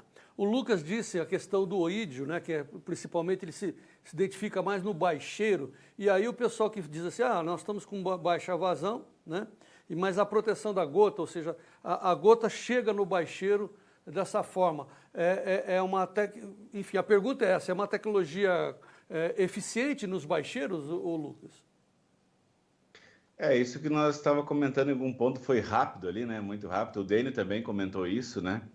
A baixa vazão, ela só funciona com gota fina, né? Então, o espectro de gotas uniforme, muito fino, ele vai ter uma cobertura de baixeiro, muitas vezes, superior a uma gota média terrestre. Pensar um avião bem calibrado, com um atomizador, aplicando 12 litros por hectare, um air tractor aí voando a 200 e 210 km por hora. Ele vai garantir uma melhor cobertura de baixeiro para controle de mosca branca, de oídio, de ferrugem, muitas vezes que um pauto propelido com gota média a 120 litros por hectare, né? A uma velocidade bem menor. Então, tudo depende de um ajuste adequado, de entender a tecnologia e aplicá-la com efetividade, como é justamente o comentário que nós três aqui estamos, felizmente, vamos dizer assim, concordantes aí, né? No conceito realmente que é bom, né? Grandes grupos do Brasil hoje estão nessa linha, né, de baixa vazão, otimizando o operacional, né, porque tem áreas muito grandes, não dá para ter tanto equipamento, e tirando ótimos resultados de manejo, aí, com certeza. E a consequência disso, a gente percebe que é a redução de água na aplicação.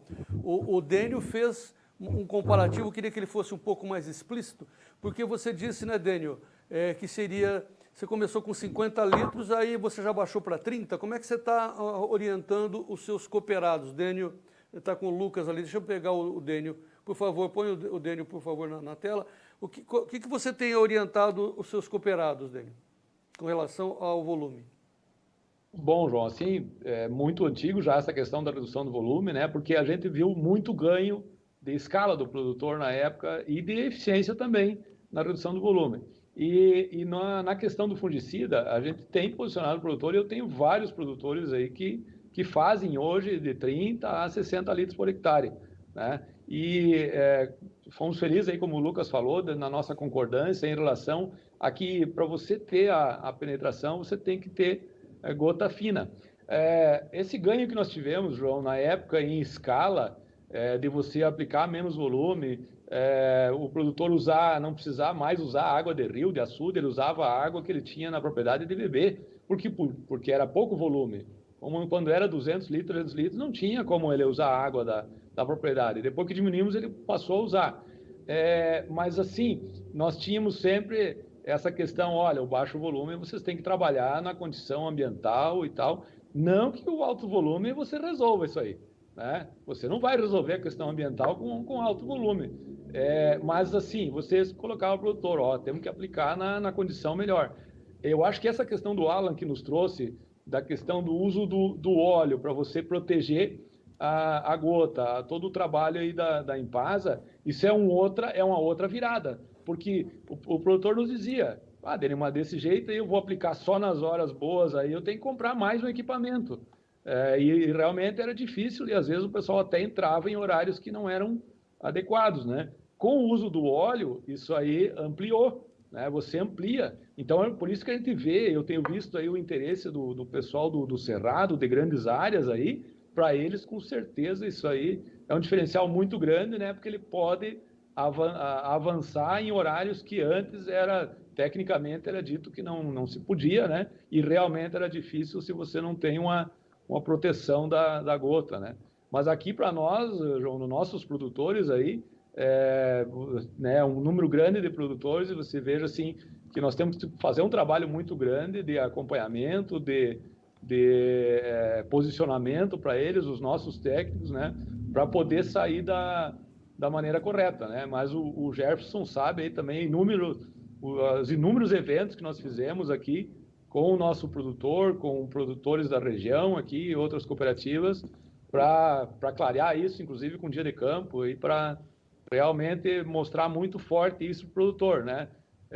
Gota fina para descer na massa de soja, né? Descer no perfil, né? E redução do baixo volume para você, em muitas situações, inclusive em glifosato, João, é sabido que a concentração da cauda aumenta a eficiência do produto, né? Isso tem trabalhos já comprovando que a concentração da cauda, simplesmente, ela aumenta a eficiência do produto, né? Tá. Ô Jefferson, eu queria o seu comentário, mas também eu quero levar a conversa, já que passamos pela eficiência para atingir os baixeiros, eu quero também colocar o problema da deriva. Então, eu queria que você me falasse sobre isso. É o Jefferson ou eu, João? Não, se você quiser dele, depois o Jefferson vai comentar também.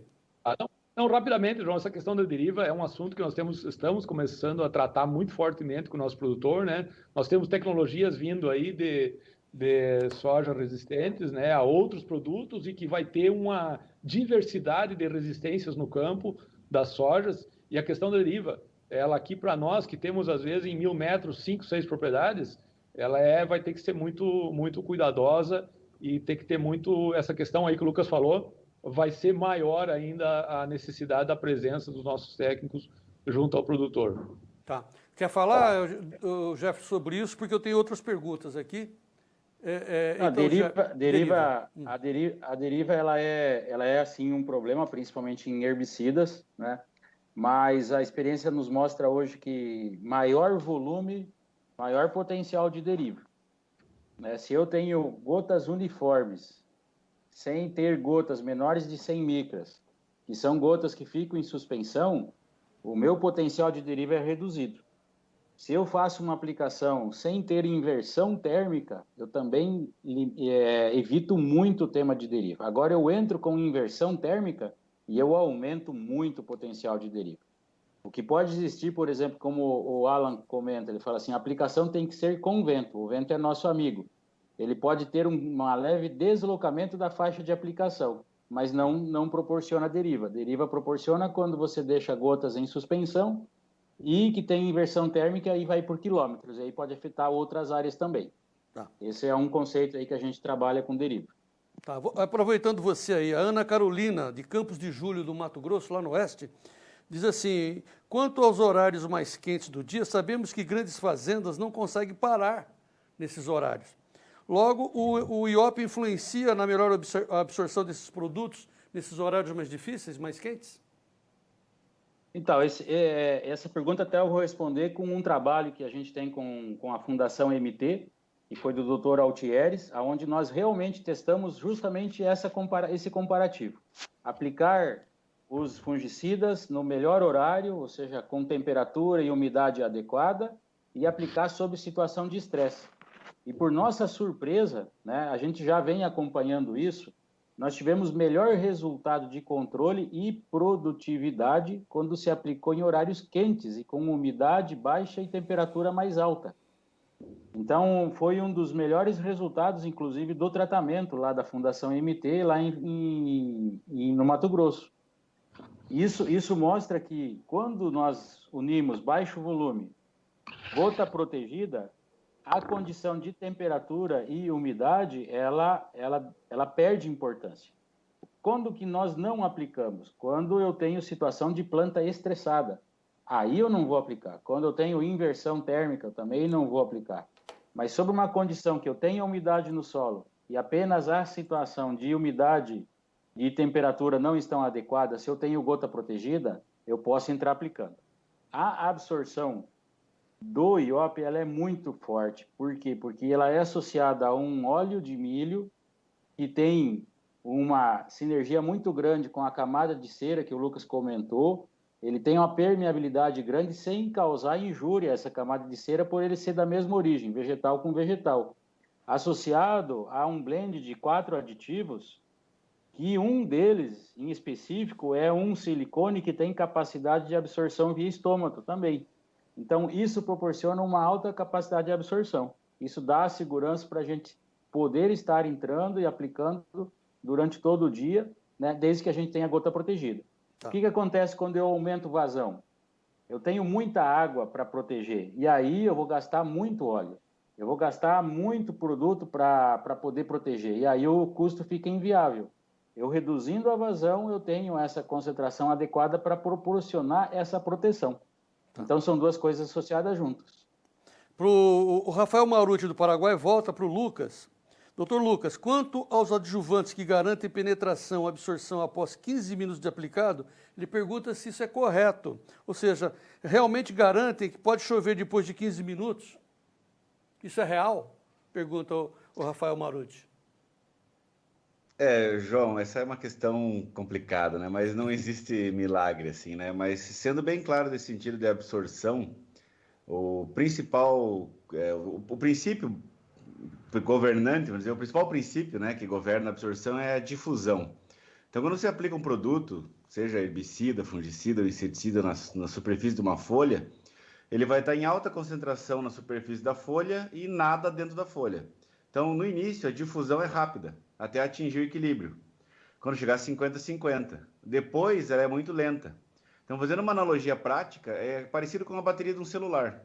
Quando tu coloca na tomada, ela chega a 70% da carga em meia hora. Mas para ela chegar aos 100%, ela demora mais 2 horas. Então, que absorve em 15 minutos, absorve, mas é uma fração muito pequena do produto, né? Para absorver tudo, a gente sabe que, em média, né, por experimentos não só meus, que outros colegas, como o Forcellini, na UPF, o Fitos, já demonstraram por vários tipos de experimentação simulando chuva, a gente sabe que os protetores precisam de, no mínimo, 4 horas para terem um efeito, para não perderem um efeito sobre o controle de doenças. As carboxamidas, em média, 3 horas. E os triazóis, em média, 2 horas, né, da aplicação, sem uma chuva nesse intervalo, para que não ocorra uma perda de eficiência do produto, né? Então, são tempos que eles precisam para se misturar com a cera da folha, serem absorvidos pela folha, né? Por esse princípio da difusão. Tá. Doutor Lucas, daqui a pouquinho a gente volta. Vamos para a última pergunta. 2 perguntas em uma para a gente encerrar, porque nós já estouramos o tempo em 15 minutos. É do Fábio Mardones, viu, o Jefferson? Ele é de Sorriso, no Mato Grosso, dizendo que lá em Sorriso nós já trabalhamos com 20 litros a 3 safras, tanto na soja, feijão e milho. E aí eu acrescento, no caso, nós estamos muito concentrados aí por força da brilhante palestra do Lucas na soja, mas o IOP é só soja, milho, também algodão, como é que são as outras culturas? Então, nós estamos iniciando um trabalho, né, em todo o Brasil, e o Brasil tem uma diversidade muito grande de cultivos. Começamos com a soja. Temos hoje trabalhos no algodão, que já foram, inclusive, feitas algumas entrevistas aí mostrando o resultado excelente na desfolha do algodão. No feijão, nós temos experiência, sim, com agricultores que usam aqui no Paraná, na região aí que é tradicional do Sudoeste, de plantio de feijão, aonde, inclusive, foi um dos motivos que a gente perguntou assim, tinha um distribuidor na região que estava pedindo muito produto, e a gente falou assim, o que você vê de diferença? Olha, no feijão ele é um produto que reduziu muito a fitotoxicidade dos produtos aplicados, e o feijão nós sabemos que é um cultivo muito sensível. Então, a segurança da aplicação em feijão também é grande com o IOP. Estamos iniciando trabalhos em citros, né, com alguns consultores aí da região de São Paulo, também mostrando resultados muito promissores. Vamos iniciar trabalho também em café. Hoje tive contato com o pessoal de banana. Então, ele não tem um adjuvante, como o Dr. Lucas comentou aí na palestra. Ele é um produto que veio para ajudar na aplicação, né? E essa interação óleo mais adjuvante e adjuvantes aditivos específicos para óleos está nos dando possibilidade de ter um produto multicultura, né, de multiuso realmente em todos os cultivos. Até o momento nós não encontramos um problema de incompatibilidade com o IOP. Né? Pode ser que tenha alguma situação que vai ocorrer, são muitos produtos, mas até o momento nós não tivemos nem incompatibilidade, nem problemas de fitotoxicidade também. Muito bem. Então vamos agora às recomendações finais, infelizmente, né? Como sempre, o tempo estourado. Perguntas a gente vai dirigir para o Jefferson ou para os palestrantes, cada um vai fazer as suas respostas, que nós vamos dirigir para as pessoas que se cadastraram e participaram do nosso evento. Então, calma aí, que o problema é de tempo de televisão, aqui tempo do site. Mas depois o pessoal vai... Segundo consta, o Jefferson está atolado em perguntas, ela tem mais de 2.000 perguntas, mas ele vai tirar um tempinho para responder. Lucas, recomendações finais aos produtores, a síntese. João, acho que atenção às resistências, né? Se manter atualizado, acompanhar, monitorar a lavoura é importante, entender o sistema de cultivo que está entregando doença um para o outro aí, né? E a própria monocultura. E na tecnologia de aplicação, os adjuvantes, que são uma grande ferramenta.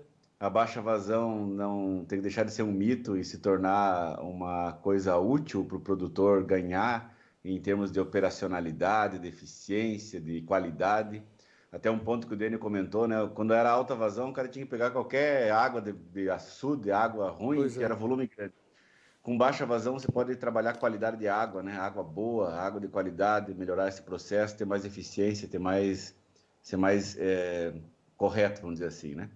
Acho que esses seriam os principais pontos. Agradeço o convite, muito obrigado, pessoal. Foi um prazer estar com vocês aí e até mais. E não falamos de futebol, né, Lucas? Aqui a gente não fala de futebol, hoje não, né? Tu falou que não ia falar, né, João? O Dênio deu risada, não sei não. Dênio, suas recomendações finais. Tá bom, João. Depois vai ter... A gente comenta. Mário Bianchi aí também vai dar uma conversada. Deixa eu sair primeiro. Tudo bem. Mas vamos lá. Bom, obrigado. Bom, pessoal, realmente é uma satisfação para nós, né? Essa questão da discussão do baixo volume. Nós trabalhamos muitos anos aqui, praticamente 15 anos aí, na contramão, vamos dizer assim, a muita gente.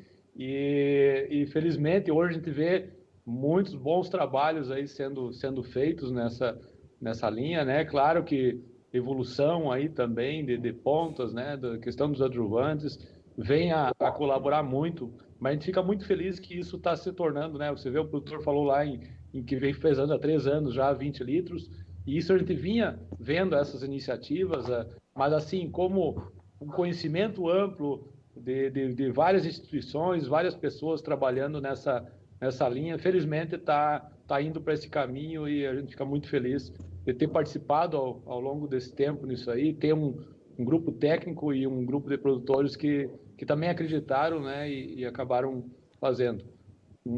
Obrigado pelo convite e um bom trabalho a todos. Né? Eu que agradeço, Dênio. Vocês são ótimos aí na Cotripal. Parabéns a todos aí pelo apoio que vocês estão nos dando. E agora a sua consideração final, Jefferson. É só agradecer mais uma vez aí ao Dênio, ao professor Lucas, né, pela participação, todos os resultados aí apresentados, né, a qualidade do trabalho que eles desenvolvem, e aos nossos clientes, amigos, distribuidores aí. O objetivo dessa live principal era mostrar que nós temos segurança nas recomendações da tecnologia IOP, porque está respaldada em pesquisa idônea, em pesquisa séria e há mais de uma safra.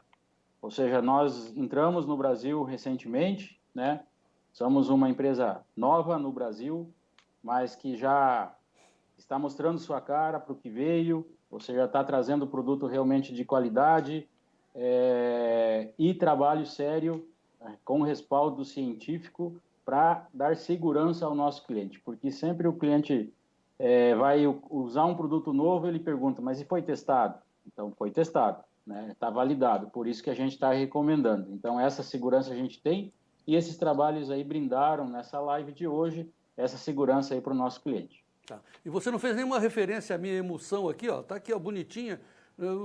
Não, tudo misturadinho, tudo grudadinho aí. Faz um comentário aí para mim. Esse comentário deu a primeira vez que o João conheceu a emoção, ele falou, mas essa emoção me deixa emocionado, né? Então eu achei bem interessante, né? Eu esqueci de comentar, né, que com IOP melhor ainda, né? Então sempre a aplicação de um herbicida com IOP melhor ainda, com fungicida, com IOP melhor ainda. Muito bom. Um inseticida da mesma forma, né? Com IOP melhor ainda. E é sempre acrescentando. Manejo, com IOP melhor ainda. E sempre acrescentando que a Impasa tem 2 esmagadoras enormes, né? Consumindo milho lá no norte do Mato Grosso, ali, em Lucas, não é isso, Jefferson? Nova Mutum? Nós temos uma planta em Sinop, né, que já está em operação desde agosto do ano passado e entrou em operação agora a nossa nova planta em Nova Mutum. Né, fora 2 plantas que a gente também tem aqui no Paraguai, em Nova Esperança e no departamento de São Pedro. Vocês estão esmagando quantas toneladas de milho? Só em Sinop esmaga mais de 1.200.000 toneladas no ano, né? E Nova Mutum vai esmagar em torno de 1 milhão de toneladas e no Paraguai também 1 milhão de toneladas. Então vai passar de 3 milhões de toneladas de consumo entre Paraguai e Brasil com essas 4 plantas. Grande notícia. Aí esmaga, faz etanol, faz óleo, faz o IOP e a gente vai evoluindo. Muito que bem. Jefferson DDGS também. E DDGS, está certo. Jefferson Santi, Dr. Lucas, Dênio, muito obrigado a todos. Foi um grande trabalho. Tenho certeza que as pessoas absorveram e aprenderam cada vez mais. Né? O conhecimento liberta, né, Lucas? Vamos em frente. Muito bem, amigos. Muito bem, amigos do Notícias Agrícolas. Muito obrigado pela atenção. Né? Como eu disse, vamos aprendendo, vamos evoluindo, o conhecimento liberta. Seja o porta-voz de si mesmo, seja o produtor rural mais bem informado do meu Brasil. Continue aqui no seu Notícias Agrícolas. Viva o Brasil, viva o Paraguai e vamos em frente.